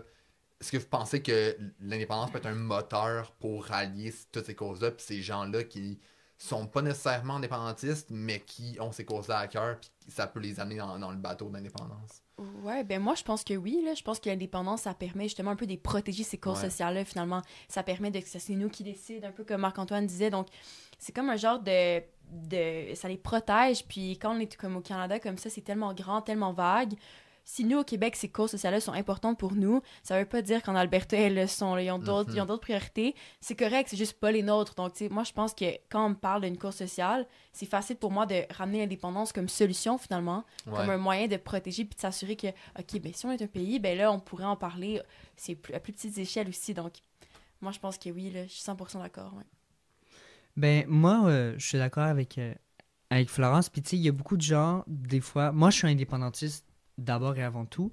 Mais il y a des gens qui vont dire, moi, je suis féministe d'abord et avant tout. Moi, je suis environnementaliste d'abord et avant tout. Puis, c'est juste, en fait, de retourner. Parce que si je suis indépendantiste avant tout, je trouve toujours des raisons dans tous les autres sujets parce que ça découle de mon indépendantisme. Ben, ça peut aussi être le chemin inverse. Puis moi, je pense que c'est un atout qu'on a puis qu'on met de l'avant en Génération Oui. C'est que, tu sais, à l'époque, en 95, il y avait des arguments, mais on nous l'a dit, puis il y a plusieurs invités qui nous l'ont dit, tu sais, l'environnement, les communautés autochtones, c'est pas vraiment parlé à l'époque, c'est pas vraiment qu'on s'en préoccupait pas, mais c'est juste que c'était pas les, tu sais, c'était l'économie, tout ça, puis là, ça se risque d'être encore le cas. Mais en plus de ça, on a d'autres sujets. Puis moi, tu sais, je pense aux gens, tu sais, en 2012, puis tout notre bagage un peu au niveau des manifestations en 2019 aussi avec la grande marche de l'environnement. Je pense qu'on a vraiment des arguments en faveur, justement, puis qui s'imprègnent de ces causes-là. Puis c'est juste, en fait, de faire le chemin inverse de ce que moi, je peux faire d'habitude, de dire, OK, je suis indépendantiste, fait que par rapport à ça, ben là, c'est, OK, oui, je suis environnementaliste. Ben, tu sais, le Canada, je veux dire, il y a Steven Guilbeault qui vient nous faire la morale, puis qui permet à Ron-Oranda, à des entreprises minières, de laisser des gens mourir. On a des compagnies on fort dans la baie Nord, alors qu'on a un gars qui, en 2001, mettait sur la tour de Toronto Canada Climate Killer. Je pense qu'on se fait un peu rire de nous en matière de droit environnemental. Au niveau des droits autochtones, je veux dire, on connaît l'histoire des communautés autochtones au Canada. C'est une histoire d'un génocide culturel. Puis également au niveau du Québec, notre culture, on a été vraiment méprisé. Il y a eu un effacement aussi linguistique de notre côté. Je veux dire, toutes ces causes-là, pour moi... même les mouvements de décolonisation, j'ai des amis, je veux dire, le mouvement de l'indépendance du Québec, c'est aussi un mouvement de décolonisation. Tu sais, il y a plein de choses qu'on peut aller chercher. Puis je pense que fondamentalement, l'indépendance du Québec a tout à gagner, en fait, à s'imprégner de ces discours-là et est capable de s'imprégner aussi de ces discours-là puis de ces perspectives. C'est une manière de se réapproprier le pouvoir. En ce moment, il y a une partie de notre pouvoir qu'on délègue à Ottawa. Ouais. Puis Ottawa, la Chambre des communes, c'est pas tous les députés qui viennent du Québec. Hein? Ça va de soi, c'est Très des peu, députés de l'ouest à l'est. Il y a des députés d'un océan à l'autre. Puis c'est pas tout le monde qui pense pareil. Puis on n'est pas parfaitement représenté. On en parlait avec les conservateurs. Si les conservateurs de Pierre Poilievre prennent le pouvoir, sont majoritaires, c'est pas la pensée du Québec. Le Bloc risque d'être premier au Québec. Fait que c'est vraiment pas nos idées qui sont représentées. On est une société distincte. Donc l'indépendance, ça permet de se réapproprier ces pouvoirs-là, mais les ramener aussi à plus petite échelle, plus près des gens. Puis là, les gens vont sentir encore plus qu'ils ont leur mot à dire en politique. Ça combat le cynisme aussi quand ton vote, il compte pour de vrai. Parce qu'en ce moment, on voterait pour le NPD, on voterait pour le Bloc, on voterait pour les libéraux. Ça changerait pas la couleur du gouvernement à Ottawa. Ouais. On aurait beau voter à l'unanimité pour le Parti libéral du Québec, 100% des Québécois voteraient pour le Parti libéral du Canada, c'est-à-dire au fédéral, puis ce serait quand même un gouvernement conservateur, majoritaire. Fait on n'a pas notre mot à dire. C'est déprimant de vouloir aller voter, de s'impliquer en politique quand tu te dis, ben là, mon vote il se perd finalement, parce que le Canada peut décider une chose, puis moi, comme Québécois, ben finalement, mon vote ne sert plus à rien. Ouais. Puis, tu sais, t'en parles, puis moi, je trouve, au contraire, tu sais, quand on se pose des questions-là, au niveau de l'environnement, au niveau du féminisme, au niveau... En fait, on réalise que ben, ça tient plus vraiment. Tu sais, si t'es environnementaliste, mais t'es pas pour l'indépendance du Québec, si t'es féministe, mais t'es pas pour l'indépendance du Québec, je veux dire, en fait, finalement, se poser la question comment on arrive à jongler avec l'indépendance puis ces sujets-là, ben, tu réalises, en fait, que, je veux dire, si tu défends ces sujets-là, ben, par définition, tu devrais défendre l'indépendance du Québec, le mouvement de liberté, d'affirmation, d'autodétermination qui est le Québec, comme tout mouvement qui est l'environnement, le féminisme, les droits pour les communautés autochtones. Puis moi à chaque fois, je le dis, tu sais, si vraiment tu es environnementaliste, si vraiment tu es dans ces sujets-là, puis même aussi si tu es préoccupé par l'économie, mais tu n'es pas indépendantiste... Pour moi, il y a encore du chemin. Pour moi, il y a encore du chemin à faire, vraiment. Je trouve que, tu sais, j'y pense. Puis quand je me pose des questions, à un moment donné, j'ai commencé à me poser des questions sur les droits des communautés autochtones. Puis je me disais, mais vraiment, en fait, je veux dire, si ça me préoccupe, je dois être indépendantiste. Puis pas juste ça. Tu sais, ben, en fait, c'est exactement ça parce que en ce moment, si tu es un environnementaliste puis que tu es fédéraliste, tu envoies quand même 2 milliards de dollars par année en impôts québécois dans les subventions pour les pétrolières canadiennes. Puis ça, c'est en 2022, ça doit avoir augmenté depuis. Fait que 2 milliards de dollars, c'est pas rien. Fait que ça, c'est... Fait que finalement, tu es un environnementaliste qui finance le pétrole de l'Alberta, les sables bitumineux, qui est l'une des industries les plus polluantes au monde. Mais en plus, c'est de l'argent qui ne reste pas chez nous pour nos entreprises dans des énergies vertes. Fait que même si c'est de droite économique, même si pour toi, l'environnement, c'est pas une valeur fondamentale, ça reste que c'est de l'argent qu'on envoie ailleurs puis qui pourrait servir aux entreprises de chez nous ou qui pourrait servir à baisser les impôts si c'est ton obsession. Fait que voilà. On parle de causes sociales, puis un peu des causes qui rejoignent les jeunes. Je suis curieux de savoir si autour de vous, vous voyez un appui grandissant autour de vos amis, mettons, envers l'indépendance. Quelque chose que vous percevez. Est-ce qu'il y avait des gens indécis ou même fédéralistes qui de plus en plus sont pour le oui? Je suis curieux de savoir, comme votre entourage, comment ça... Est-ce que vous sentez une effervescence en lien avec l'indépendance? Quand même, j'ai l'impression que ça se polarise beaucoup dans les soupers de famille. On le sait, là, mes parents m'ont dit « Parle pas à cet oncle-là » parce que là, lui, il aime un peu Trump, sérieux. Donc non, Flo, on veut pas de chicane. Fait que oui, j'ai l'impression qu'il y a une volonté dans mes amis, surtout dans mon entourage, mais j'ai aussi l'impression que les gens se distancent un peu, justement, parce que ben, moi, je pense comme ça, puis je suis comme ça. Donc, je crois que oui, mais en même temps, ben, ça se polarise un peu. Donc, je sais pas comment dire ça. Là. Moi, ça me fait... Ben, encore une fois, j'ai pas peur de la polarisation, mais ça me fait de la peine que... Ben, pourquoi je peux pas parler à mon oncle de souveraineté? Ben, parce que mon oncle qui est pas d'accord, il aime beaucoup Trump, il me dit qu'il voterait pour Trump s'il pouvait. C'est comme... Mais je pense qu'il y a quand même un engouement dans mes amis, surtout quand je parle de course féministe. Je sais que je ramène toujours ça, mais j'ai pas le choix de le faire. Ben oui. Quand je parle de tous ces droits-là, ben là, c'est naturellement, OK, ben là, pas le choix, je vais être souverainiste de bord. Donc, je le vois un peu autour de moi, tranquillement. Mais il y a beaucoup de gens, quand même, qui sont indifférents. Tant qu'on me posera pas la question, moi, je vais pas m'intéresser. Je comprends aussi, là, mais je suis pas d'accord. Florence, c'est le féminisme, moi, c'est la conquête. On lâche pas, on n'est pas capable. Ouais, faut que je trouve mon mantra. T'avais la culture tantôt, c'était fun. J'ai la culture, c'est vrai. Mais moi, c'est la liberté. Moi, je dirais que dans mon entourage, j'ai beaucoup de personnes qui sont indépendantistes qui me l'ont dit, mais qui le diraient pas haut et fort Ok. comme nous, on l'est. Puis c'est pas nécessairement qu'ils ont... C'est juste, tu sais, ils le sont, mais ils sont pas... tu sais, moi, C'est pas des militants. Ben, c'est ça, c'est pas des militants, c'est pas des gens nécessairement qui s'impliquent dans des partis politiques ou en politique, Ouais. dans les Wikibéc, dans des organisations civiles. J'ai aussi, à part ça, parce que tu sais, c'est quand même des gens qui sont déjà convaincus, fait qu'il n'y a pas grand chose à faire avec Ouais. ça, sauf de les garder. Il y a beaucoup de personnes que je connais qui sont indécises, mais qui, tu sais, quand je prends un peu le moment avec eux, avec elle aussi, de parler, tu sais, comment moi je le vois, le mouvement indépendantiste. Ils me disent, tu sais, c'est vrai, ça fait du sens, puis on me l'a jamais expliqué de même. Fait que moi, je trouve que mon entourage est beaucoup composé, je dirais, à genre 70% des gens qui sont indépendantistes. Il y en a qui s'assument, parce que je navigue aussi beaucoup dans les sphères politiques. Fait que c'est des gens qui le disent haut et fort, ils mettent des musiques dans les partis, indépendantistes, des locaux les cassent. Mais il y en a aussi qui sont plus réservés, qui le gardent pour eux. Mais l'autre, j'ai des amis un peu fédéralistes, là, mais c'est juste à cause de la politique. Sinon, c'est vraiment des indécis. C'est des gens qui, tu sais, ils me disent, à chaque fois que je leur parle, ils me disent, tu sais, il n'y a jamais quelqu'un qui a pris le moment. Ouais. Puis souvent, c'est comme j'essaie de comprendre un peu, mais c'est que ça me parle de péréquation puis d'économie, puis c'est un peu compliqué. Puis c'est vrai que c'est un peu compliqué. Puis moi, j'aime toujours revenir un peu à la base. Fait que c'est pour ça que je reparle de liberté. C'est quelque chose qui est super simple à comprendre. Puis je pense que d'avoir un peu aussi ces arguments-là, pas simplistes de manière intellectuelle, mais juste simples à comprendre pour se faire une idée, pour faire un peu ensuite le processus de nourrir par la suite. Je trouve que c'est vraiment important. Puis je pense que c'est aussi ce qui est le plus efficace, surtout pour des gens qui sont indécis, mais qui ont surtout souvent, en tout cas dans mon entourage, des tendances de pas trop aimer le fédéralisme.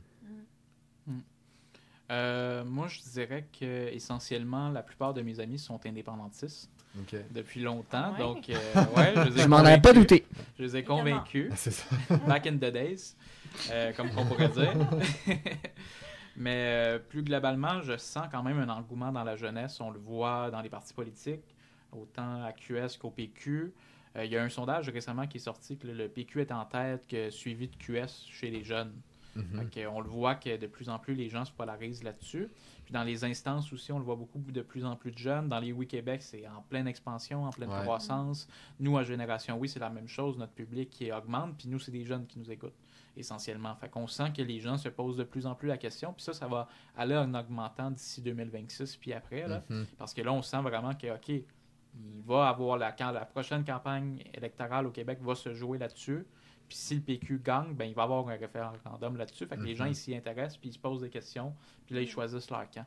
Fait qu'on est vraiment dans cette étape-là qui commence tranquillement, pas vite. Toi, dans ton entourage, t'as-tu remarqué un... Quand même, pour vrai, il y a du monde que je pensais pas qu'il était souverainiste. Puis le sujet est juste arrivé. Puis là, j'étais comme, ah ouais, c'est souverainiste. Genre, j'étais un peu surpris que ça vienne comme ça. Je pense que c'est ça, ou du monde qui, un peu comme vous, sont... Ben, pas un peu comme vous, mais comme votre entourage, sont un peu indécis. C'est pas... Soit qu'ils ont jamais pensé, soit que ça a jamais comme été un enjeu tant que ça.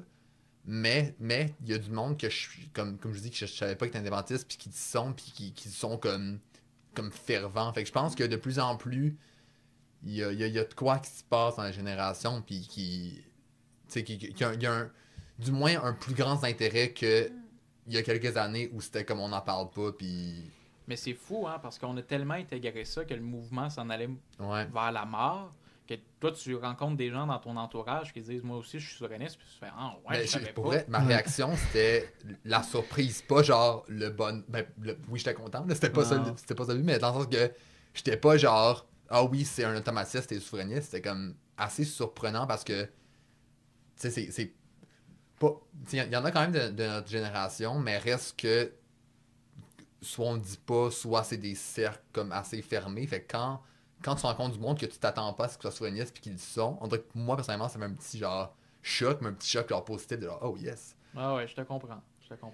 Moi, je pense aussi que c'est peut-être lié à l'échec de la troisième voie. Ouais. Tu sais, l'alternative un peu, tu sais, en 2018, quand la CAQ arrive, il y a beaucoup de gens des libéraux puis du PQ qui partent à la CAQ. Puis là, on sait ce que ça a donné. Ça ça a obtenu juste des refus jusqu'à présent avec Justin Trudeau. Fait que là, je pense que comme le monde commence à revenir un peu à leur bateau. Puis pour les plus jeunes, en tout cas, je pense que justement des projets comme Génération Oui, ça donne un peu comme... Souvent aussi, tu le dis, là, c'est les gens, des fois, ils voient pas les enjeux, mais aussi, des fois, on n'arrive pas à leur parler comme on devrait leur parler.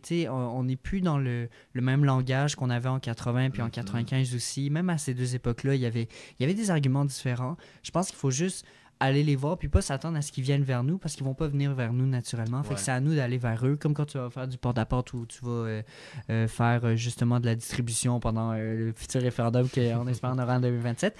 Je veux dire, il faut que tu ailles vers eux, il faut que tu ailles, c'est quoi? Qu'est-ce que tu veux? Qu'est-ce que tu penses? Qu'est-ce qui est important pour toi?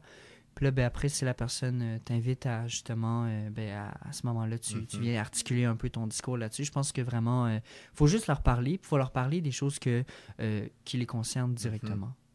Ouais. Puis surtout, si vous êtes un fédéraliste qui nous écoute en ce moment à la maison, là, premièrement, bravo d'avoir écouté un épisode avec 3-4 indépendantistes.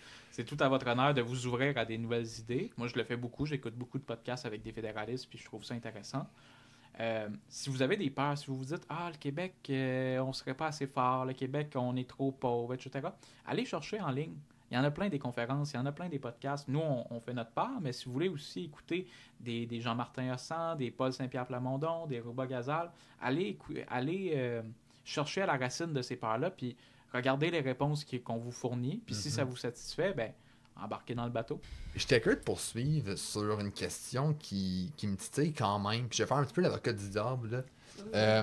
Si... C'est pas toi, Marc. Je fais souvent l'avocat du diable. C'est ça, tu vas le faire en deuxième ou...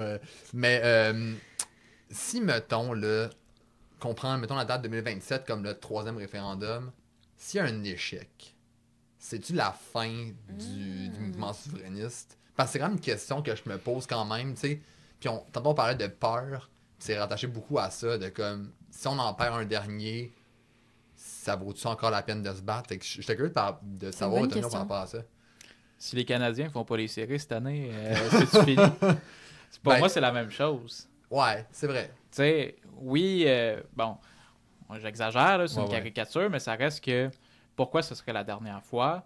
On verra l'issue du référendum. Je ne sais pas pourquoi les gens ont cette obsession-là de dire « Ouais, mais là, si on perd, puis non. » Je comprends le raisonnement, mais on traversera le pont quand on sera rendu au pont. Là.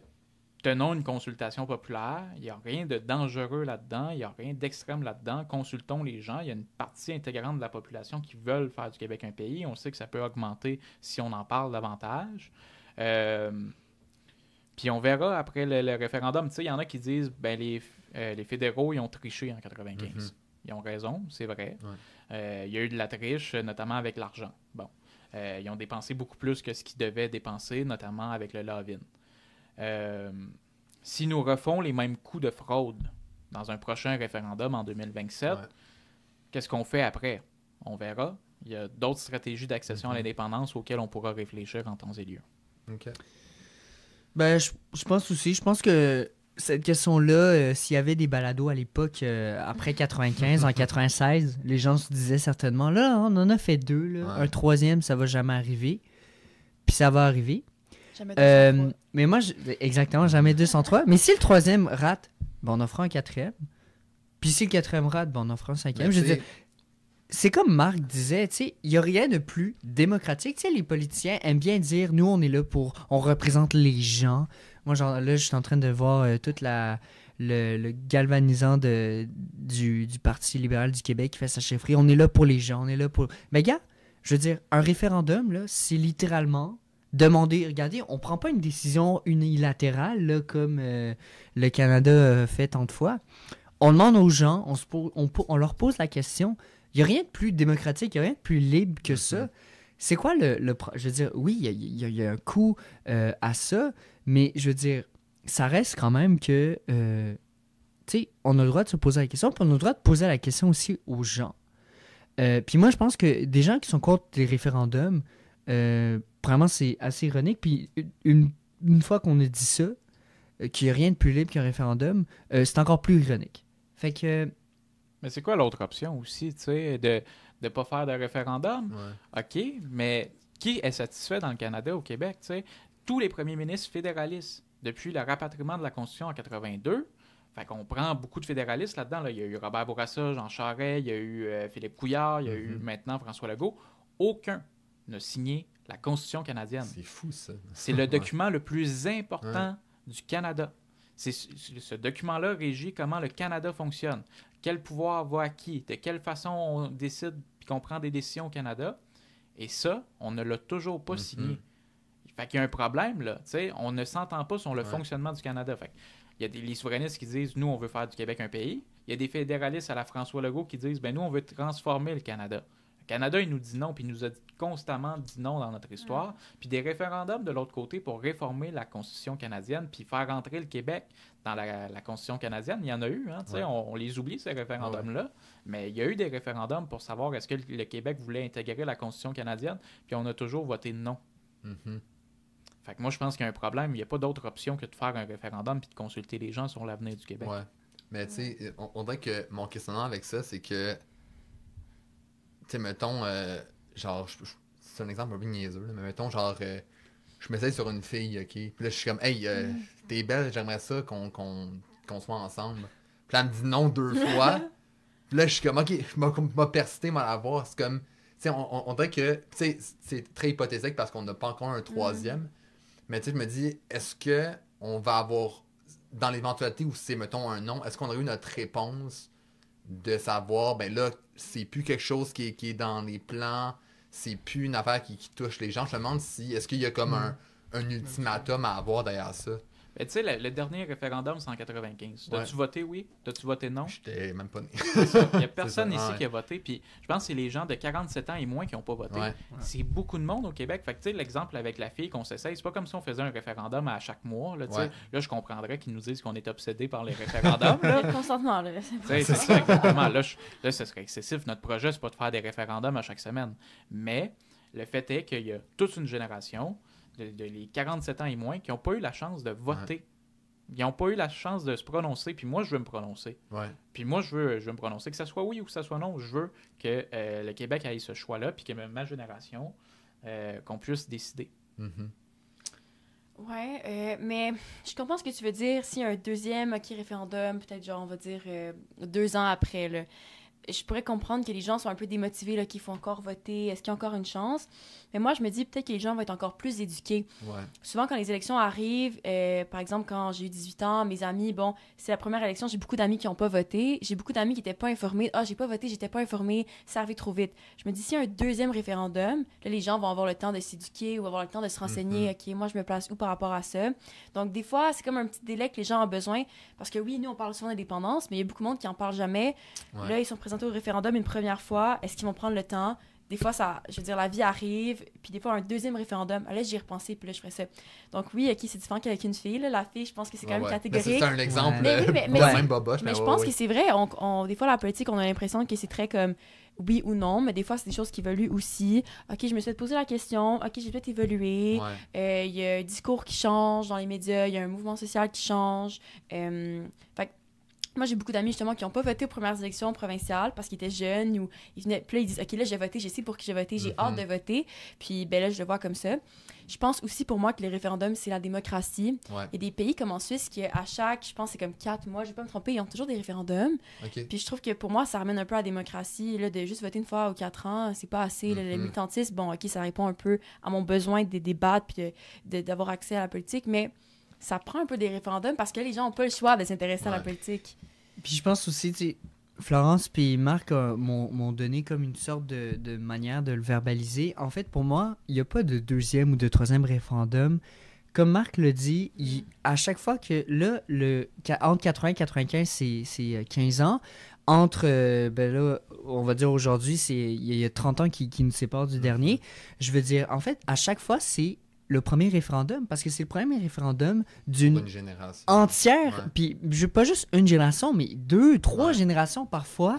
Fait que moi, je pense que, tu sais, si, admettons, il rate, puis dans comme 15 ans, on en fait un autre, ben, je veux dire, la moitié de notre génération québécoise va être une nouvelle génération.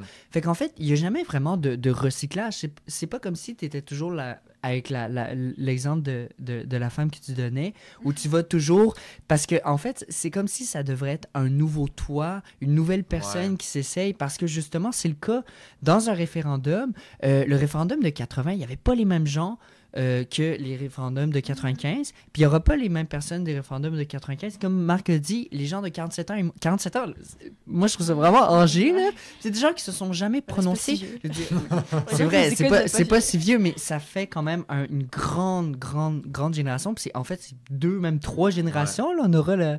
Bon, on ne sait pas si la génération alpha va s'y rendre, mais moi, je trouve vraiment que ça m'avait apporté comme cette idée-là. Puis je voulais la dire, je trouve que c'est vraiment... On est toujours à chaque fois dans un premier référendum, puis on laisse toujours une nouvelle génération, puis même 2 nouvelles générations se prononcer.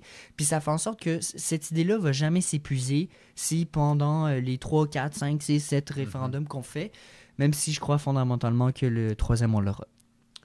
On a un sujet chaud, puis on dirait que j'ai le goût d'aborder un sujet qui... tu sais, moi, je suis souverainiste comme assumé, sauf que souvent, j'ai entendu ça à travers différents milieux, mais différentes personnes qui étaient issues de la diversité, puis qui parlaient du référendum de 95 et aussi de la charte du 2012.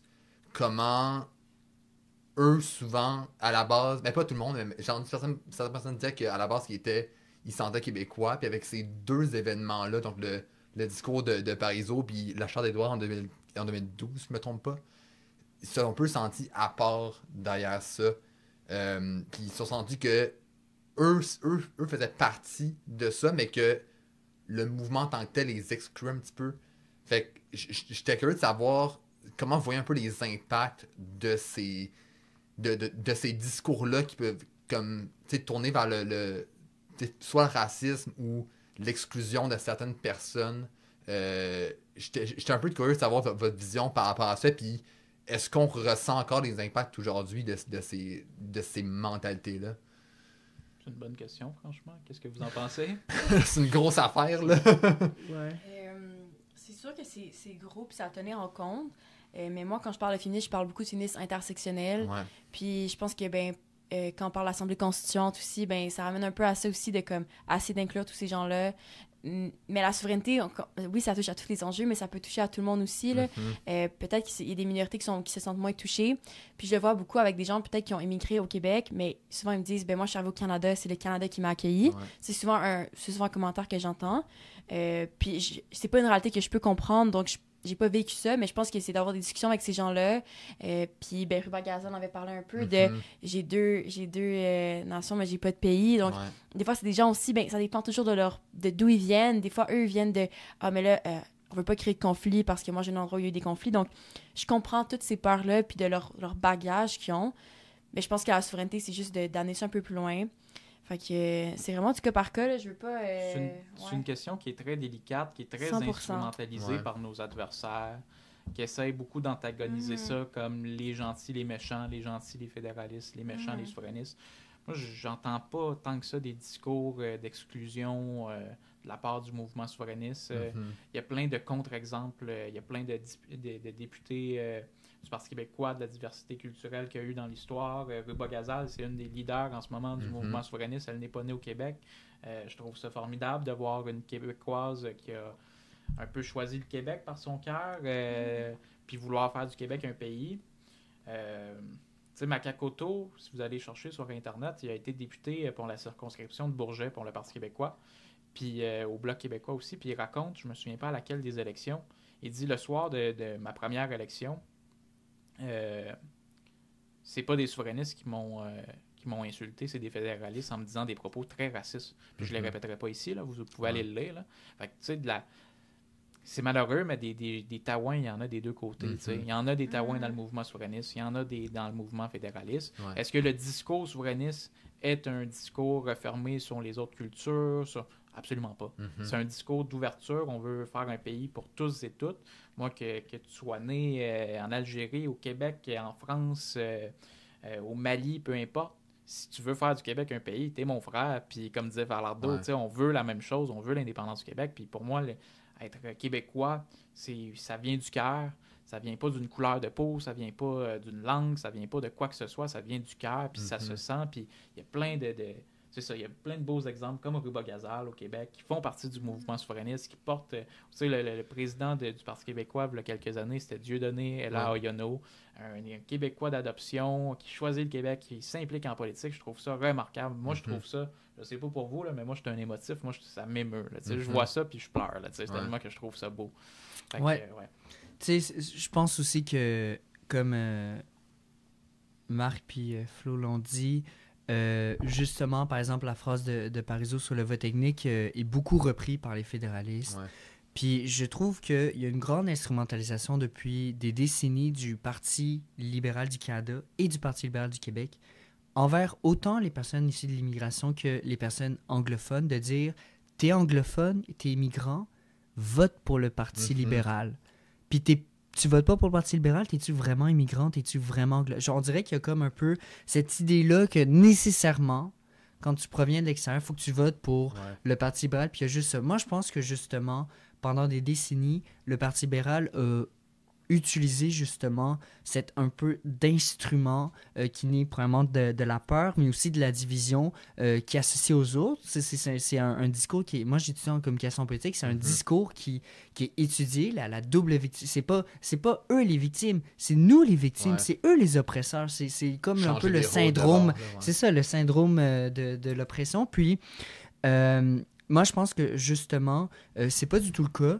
Puis si on sort un peu, justement, de cette sorte de bulle, de chambre d'écho que le Parti libéral, autant du Canada que du Québec, aime bien entretenir, je pense qu'il y a vraiment, au sein autant du PQ que de QS, que de la société civile, que de toute autre entité indépendantiste qui sont dans le spectre ou qui sont politiques, apolitiques.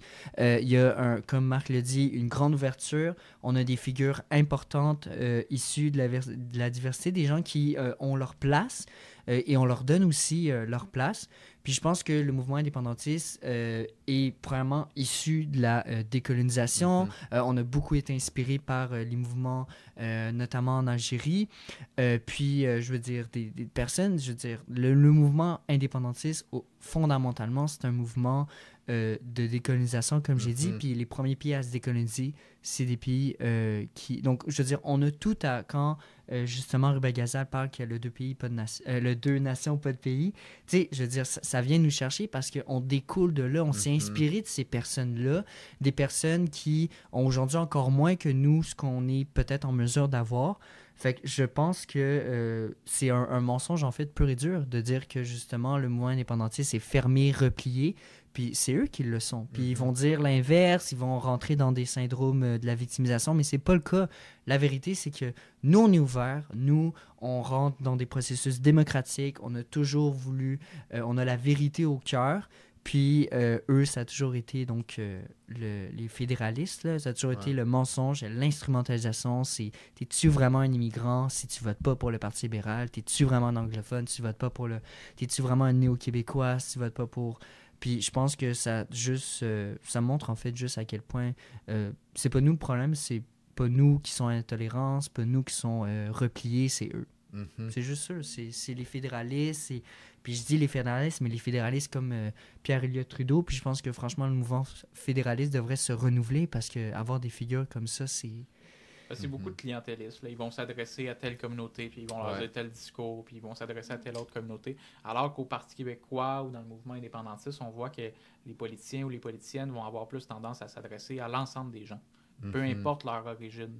Ils vont pas aller s'adresser spécifiquement à tel groupe puis leur promettre telle mesure pour vous spécifiquement, mais ils vont plutôt s'adresser à tous les Québécois puis ils vont mettre tout le monde ensemble, tandis que du côté de Justin Trudeau, par exemple, il va faire des distinctions entre les communautés. C'est sa vision à lui, moi, c'est pas la mienne. Pour moi, il y a des différences, il y a des communautés au Québec, puis c'est naturel, mais je veux dire, tout le monde reste quand même québécois d'abord avant tout, puis on partage cette culture-là, on partage cette langue-là, on partage ce sentiment-là d'appartenance envers le Québec.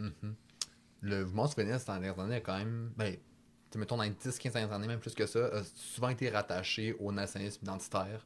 Puis ça a eu souvent une mauvaise réputation de comme, tu sais, on en parlait un petit peu, mais un mouvement fermé sur lui-même. Est-ce que vous trouvez que le nationalisme identitaire a nuit au mouvement souverainiste puis nuit encore au développement de la cause? C'est quoi le nationalisme identitaire? Ben, tu sais, on dirait que j'ai le terme québécois de souche en tête, de comme, on est au Québec, puis il y a un Québec blanc, puis, tu sais, mettons, je pense au Mathieu Bock-Côté, puis à ce genre de chroniqueurs-là, qui, des fois, comme, se dit ce genre de discours un petit peu. Je suis pas de l'école de pensée de Mathieu Bock-Côté sur plein de sujets. Je le lis, je l'écoute à l'occasion parce qu'il est très présent dans les médias, mais je pense pas que je l'entends dire que les Québécois sont nécessairement blancs. J'entends beaucoup ça de nos adversaires là, qui disent ça, mais moi, j'entends pas ça. C'est pas quelque chose que vous ressentez nécessairement. Ben, en fait, surtout dans les cellules, tu sais, les Wikibéc, puis les cellules politiques aussi, je pense que c'est vraiment pas présent. J'aime pas le terme nationaliste identitaire. Je trouve que c'est plus une étiquette qu'une réalité observable, mesurable, tangible. Je pense que, tu sais, on est indépendantiste.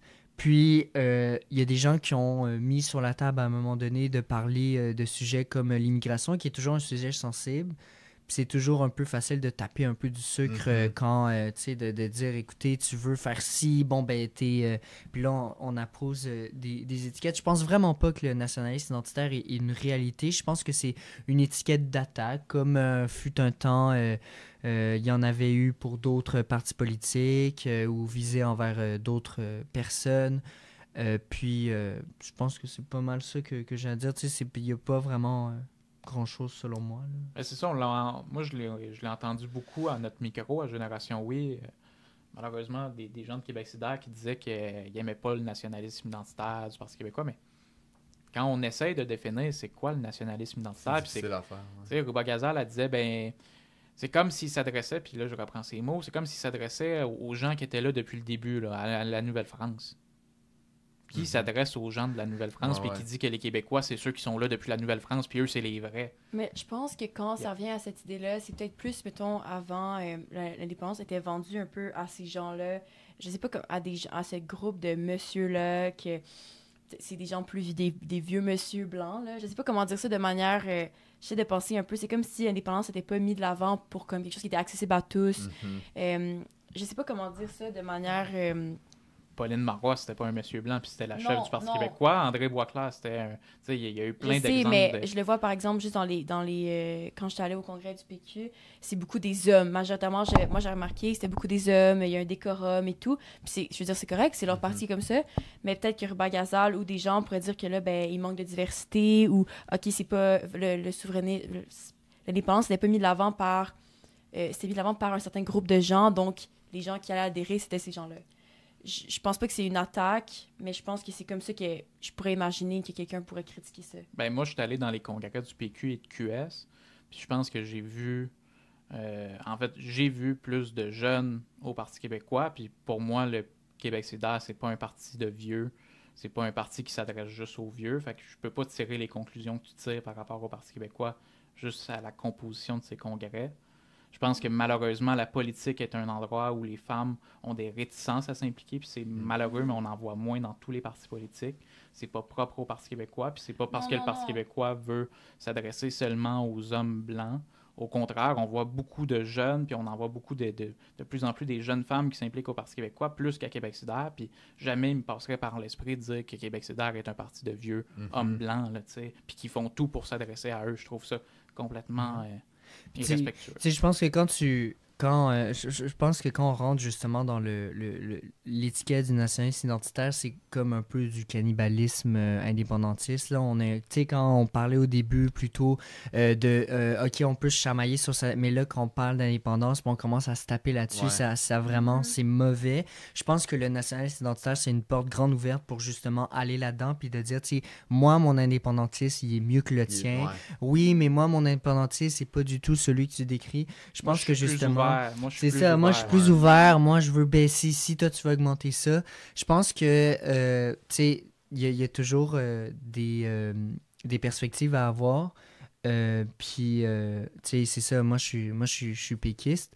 Mais fondamentalement, tu sais, quand j'entends le nationalisme identitaire, évidemment, j'ai mon côté péquiste qui est un peu agacé, titillé. Moi, je suis pas d'accord avec cette étiquette-là, mais au-delà de ça aussi, il y a cette version de moi qui est indépendantiste, puis il dit, là, on est, genre, je veux dire, on a des adversaires devant nous, puis ils ont limite, ils peuvent boire un café parce que les plus grands ennemis des indépendantistes, c'est des indépendantistes, même, en c'est fait, ça, c'est ouais. même pas des fédéralistes. Ouais, ouais. C'est comme le discours qui dit que Québec solidaire est un parti fédéraliste. Puis les gens, ils se basent sur quoi? Il y a la moitié, mais même plus des gens qui votent pour Québec solidaire qui voteraient non demain matin. Donc, ce sont des fédéralistes. Est-ce que Québec solidaire est un parti fédéraliste pour autant? Non. Évidemment, tu le sais, Florence, tu milites à Québec solidaire et c'est un parti. Allez lire tu sais, les plateformes électorales, vous allez le voir que Puis non. c'est pas du tout difficile de comprendre pourquoi. C'est parce que c'est un parti qui est pour l'instant prisonnier un peu dans la bulle Montréal. Puis à Montréal, ben, il y a beaucoup de personnes qui sont fédéralistes. Quand tu regardes justement les statistiques de 80-95, je veux dire, ça s'explique facilement pourquoi cette statistique-là ressort de manière aussi frappante. Puis on essaie d'en faire des lectures alors que tu vas voir tous les programmes. Puis on en parlait aussi, on a invité Ruba Gazal qui nous a dit qu'elle avait pas assez parlé d'indépendance puis que c'est quelque chose à améliorer. Seul récemment, on en reparlait. On avait reçu aussi Émilie, puis c'était vraiment le même discours à chaque fois. Mais c'est ça. Mais c'est des attaques qu'on lance entre péquistes et solidaires, mais moi, je n'embarque pas là-dedans, puis je trouve que c'est contre-productif au final pour le mouvement indépendantiste. Ouais, c'est ça. Je pense que les gens qui emploient le nationalisme identitaire, ça fait juste mettre en péril le mouvement indépendantiste. Puis je pense que n'importe quel indépendantiste, qu'il soit à QS, au PQ ou à n'importe quel autre parti, on n'a pas le temps pour ça. Ouais. Je pense que... Ça crée plus de division que ça c'est ça. Ça génère le débat ou la discussion. Là, ouais. C'est de la division qu'on n'a pas de besoin. On en a assez déjà face aux fédéralistes puis aux trudeauistes. Ouais. Aux trudeauistes, ben oui.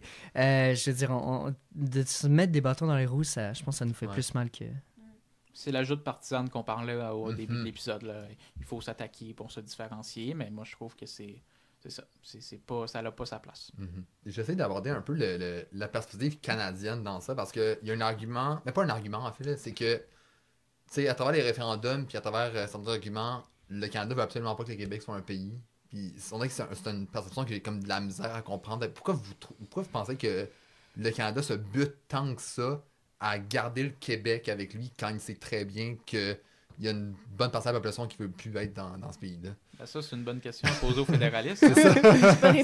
On On n'a pas malheureusement à la table. Fait que... Invite-en. Ouais, c'est ça, ben oui. Puis ça va être intéressant d'avoir la réponse parce qu'ils se disent, d'une part, le Québec est trop pauvre pour être un pays. Mais quand on veut se séparer, ils viennent pleurer avec le Lavin, ici à Montréal, au centre-ville, nous dire partez pas. Ils le disent en anglais parce qu'ils parlent pas un mot français. Là. We love you Québec, don't leave us. Ouais. Puis ils nous disent ça, mais après ça, quelques années plus tard, ils nous disent qu'on est trop pauvres puis qu'ils nous font vivre. Ouais. Tu sais, c'est quand même paradoxal. Là. Il y a plein de contradictions dans leur discours. Faut le voir. Là. Fait que moi, répète-moi ta question initiale. C'est... Pourquoi tu penses que le Canada se bute à garder le Québec dans son pays puis avec lui? Ben, il y a plein de raisons à ça. Il y a le fait que on contrôlerait la voie maritime du Saint-Laurent si on devient un pays. C'est la porte d'entrée pour les marchandises au Canada. Présentement, c'est le fédéral qui a la main là-dessus parce que c'est de juridiction fédérale. Fait que ça, ils veulent pas le perdre. Toute une question économique aussi. On envoie la moitié de nos impôts puis nos taxes à Ottawa. Fait que ça, ils veulent pas perdre ça non plus. Il y a une question aussi de population, etc. Le Canada est plus fort en ayant le Québec. Fait que c'est clair qu'ils veulent pas nous voir partir. Mais malheureusement, c'est pas contre eux. Là. On va pouvoir faire des alliances économiques avec le reste du Canada. On va pouvoir faire toutes sortes de partenariats avec le reste du Canada. Mais quand on va pouvoir négocier d'égal à égal. Parce que moi puis David, ou moi puis Florence, ou je les contrôle pas, ils me contrôlent pas. On se parle d'égal à égal. Puis il y aurait un sacré problème si David il devait me demander la permission pour sortir le soir, pour gérer si là, je veux m'acheter un cocktail au bar. Ouais, ok, on va te donner 5$. Ça n'aurait pas d'allure. Tout le monde ferait comme David, parle plus à Marc-Antoine, il est toxique. Ben, c'est la même chose avec le Canada et le Québec. Ça n'a pas lieu d'être qu'ils prennent la... C'est une relation toxique. Oui, c'est une relation toxique, Ça. exactement. C'est bon, ça. Mais oui, c'est une relation toxique. Puis, comment... Je veux dire, c'est comme... Moi, je vois plein de gens qui disent, les Québécois, là, vous savez, on vous déteste. Au pire, vraiment, partez. Puis là, au prochain référendum, ils vont tous dire, non, finalement, restez. Puis, je veux dire, même les raisons que Marc a citées, c'est des bonnes raisons. Ça m'étonnerait pas qu'il y ait des fédéralistes qui reprennent ça. Mais je trouve quand même, fondamentalement, il n'y a aucune raison pour les... Je veux dire, t'es comme... Surtout qu'on se fait mépriser. On se fait dire, écoute, tu sais quoi, je veux dire, tu veux... Là, j'entends des fois des fédéralistes qui disaient, vous savez, les tarifs de Trump, ben, vous voulez tout ça, ben, soyez tout seul, gérez ça tout seul. Mais je veux dire, premièrement, on n'aurait pas de tarifs parce qu'on n'a presque pas de frontières avec les États-Unis, puis c'est ça le problème. Mais deuxièmement, ben, merci, oui, on va le prendre, je vais partir avec plaisir, puis oh non, parce que bizarrement, la dette sans rembourser avec le Québec, là, fait 80 milliards, c'est difficile. Fait que, ouais, non, je pense que vraiment, il n'y a aucune raison valable, sauf la relation toxique. Ouais, ben c'est ça. Ils contrôlent une partie de notre budget, une partie de... on leur apporte beaucoup quand même, là. Ouais. J'avais une petite question qui vient de m'échapper. Ben, vous savez quoi? On va, là, parce que je viens de me rendre compte qu'on a quand même mangé depuis un bout, je vais terminer l'épisode avec un nouveau concept que je casse avec vous, qui est le bol du changement. Wow! C'est très, très, très concept. Pour vous un peu expliquer c'est quoi, j'ai écrit des questions dans ça qui sont autour du changement. Il y en a qui parlent du changement en lien avec les dépendances, d'autres juste genre des questions sur le changement en général, d'autres un peu plus comme ludiques, d'autres un peu plus intenses. Fait que je vous invite à piger une question, puis y répondre, puis on va avoir une petite discussion autour de ça. Fait que je vous laisse... Incroyable. Je vous laisse la pige. Ouais, vous pouvez lire une question chaque, puis on verra si on en lit une autre après ça. Bon, ben j'ai pris le mien déjà, là. Tu peux y aller, Florence, avec ta question. Est-ce que vous provoquez ou vous repoussez le changement? OK. Moi, j'aime bien dire ma citation préférée de Gandhi, soit le changement qui te se voit dans le monde. Donc, moi, je le provoque. Je pense que c'est ça. J'ai pas le choix d'en parler. Il y a tellement de gens qui peuvent pas, justement, provoquer ces changements-là. Donc, moi, je vais le prendre, je vais en parler. Ouais, moi, ça me dérange pas de déranger les gens. Là, mais, mettons, côté personnel ou dans toutes les sphères de ta vie, t'as plus de chance à foncer comme quand ça arrive un changement, moins le repousser, puis plus l'accepter, puis y aller à fond. Okay. C'est peut-être la délusion. J'ai trop confiance en la vie en général. Mais c'est pas négatif, la délusion, des fois. Moi, je suis vraiment dans la délusion. Comme tantôt, tu me demandais, est-ce que le Québec va être un pays, genre, est-ce qu'il va y avoir un référendum? J'ai jamais pensé comme quelle date. Je suis comme, oui, ça va arriver. Comme, des fois, c'est peut-être trop de la confiance, c'est peut-être une... mais c'est comme ça que je vis ma vie, puis je pense que ça me donne justement cette confiance-là j'aime ça croire à ces mouvements-là parce que je me pose même pas la question ça va arriver, j'y crois. Puis moi, dans la vie en général, je provoque les trucs, 100%, ouais. Très cool. Moi, j'ai quelle idée préconçue en lien avec le souverainisme aimeriez-vous changer? Puis moi, il y a cette idée un peu que les femmes sont pas intéressées par l'indépendance du Québec. Moi, je pense que c'est quelque chose qui me travaille beaucoup.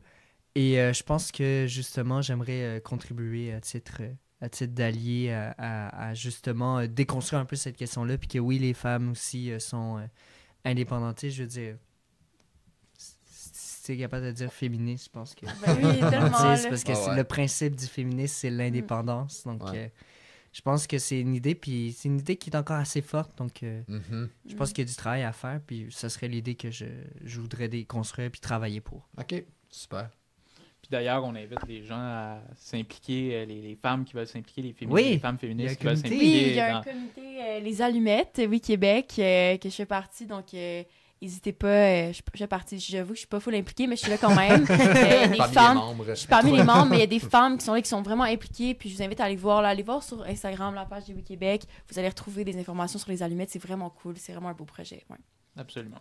Moi, la question que j'ai, c'est que doit-on changer à notre approche pour intéresser les jeunes à la culture québécoise? C'est intéressant, on en a parlé un peu. Je pense que ça passe pas par les discours. Je pense que ça sert à rien de dire aux jeunes, intéressez-vous à la culture québécoise, c'est important, allez. Ça fonctionnera pas. Je pense que ça passe par les actions. Fait qu'arrêtons les beaux discours, puis amenons les jeunes dans des musées, amenons les jeunes dans des pièces de théâtre, amenons des jeunes dans des spectacles de musique, au cinéma, etc. Voir la culture québécoise, d'en consommer, leur donner l'occasion d'en consommer. Puis je pense que c'est comme ça qu'on va les intéresser à la culture. Super. Ça vous tente d'en faire un petit dernier chaque? Puis après ça, on va pouvoir conclure le balado. Ça vous dit? Bon, ben je vais en prendre une autre. Oh mon Dieu, ok. Elle est un peu longue, elle. Mon Dieu, j'en ai un. Si vous pourriez ramener un personnage historique afin qu'il aide la cause souverainiste aujourd'hui, qui serait-il? C'est trop une bonne question. Ah, c'est un peu dur. Difficile. Ouais. Je savais que celle-là allait titiller vos... Ouais, parce On que... veut tous y répondre, celle-là. Et ouais, hein, oui, tu vas... allez-y. Ben oui, Ouais. répondre. Moi, franchement, je pense qu'on aurait besoin d'un Pierre Bourgault. Ah, Je ok. pense que... Ouais, mais ça me fait... Parce qu'il y en a plusieurs. Moi, mais on m'en a demandé un. Je pense que Pierre Bourgault... Il y a de- je- Ah. J'avoue que c'est un personnage que je connais pas beaucoup.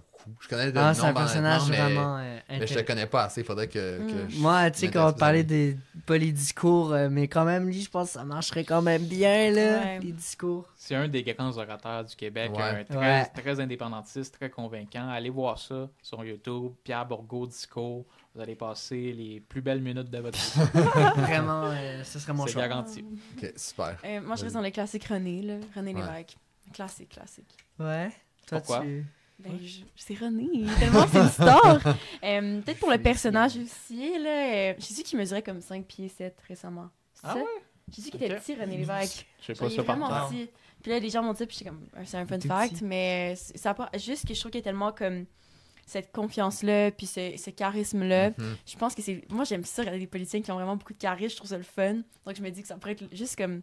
Ça pourrait être rassembleur. Ouais. Puis c'est un classique, là. On peut pas répondre à cette question-là, puis pas répondre René Lévesque. Je m'attendais à ce que ça vienne éventuellement de quelqu'un. Mais non, là, ouais. voyons, faut donner. Fait que quelqu'un se sacrifie. Ouais, c'est ça. Marc? Je vais compléter avec un troisième personnage pour être différent de vous. Je dirais Jacques Parizeau. Ouais. Jacques Parizeau, je trouve qu'il avait une assurance au niveau de l'économie. Tu sais, c'est un des premiers Québécois à avoir étudié à la London School of Economics. C'est un économiste de renommée. Il aurait pu diriger la Banque du Canada. Il aurait peut-être même pu accéder au poste de premier ministre du Canada, mais lui, il a suivi ses convictions. Mhm. Il voyait, en tant qu'économiste, que le Québec avait tout avantage à devenir un pays. Il a écouté ses convictions. Et pour ça, moi, je l'aime beaucoup. Excellente réponse.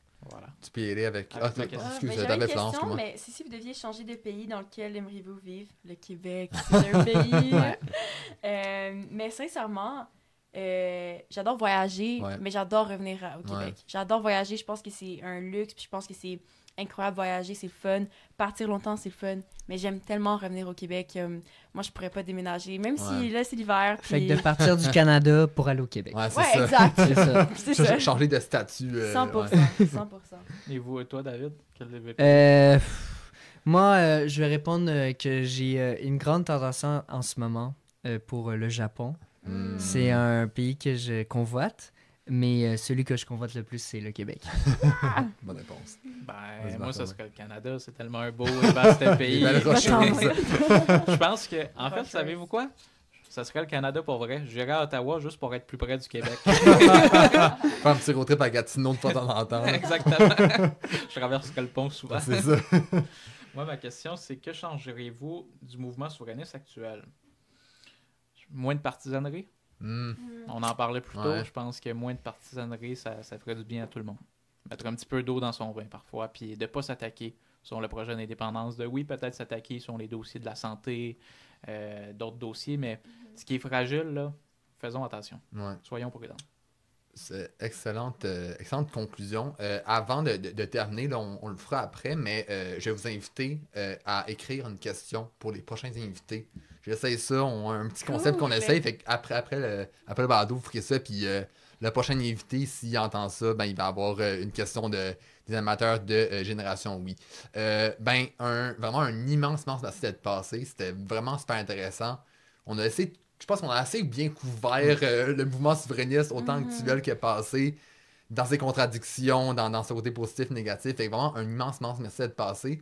Où est-ce qu'on peut vous retrouver, Génération Oui, sur les réseaux sociaux et toute la patente? Ouais, n'importe quelle plateforme que vous préférez, Génération Oui, vous allez nous retrouver, mais on est surtout présent. Si vous êtes un indépendantiste, en fait, convaincu, allez nous aider sur YouTube, abonnez-vous. C'est un petit geste qui va nous aider grandement à convaincre d'autres personnes parce que là, on va percer l'algorithme encore plus. Et si vous n'êtes pas convaincu de l'indépendance, mais que vous avez d'autres questions sur l'indépendance, allez justement aussi vous abonner à Génération Oui. On produit plein d'épisodes spécifiques sur l'environnement, sur l'économie, sur l'immigration, sur le féminisme également. Donc, vous allez pouvoir vous renseigner. C'est une bonne façon de rentrer en introduction avec ce sujet-là. Excellent. Ben, David, Florence, Marc-Antoine, un immense merci d'être passé, c'était vraiment le fun. Si, ben oui, merci à toi beaucoup. aussi. Merci beaucoup. Ben, Merci à la beaucoup. prochaine, chers auditeurs. À la prochaine fois. À la prochaine fois. À la prochaine fois.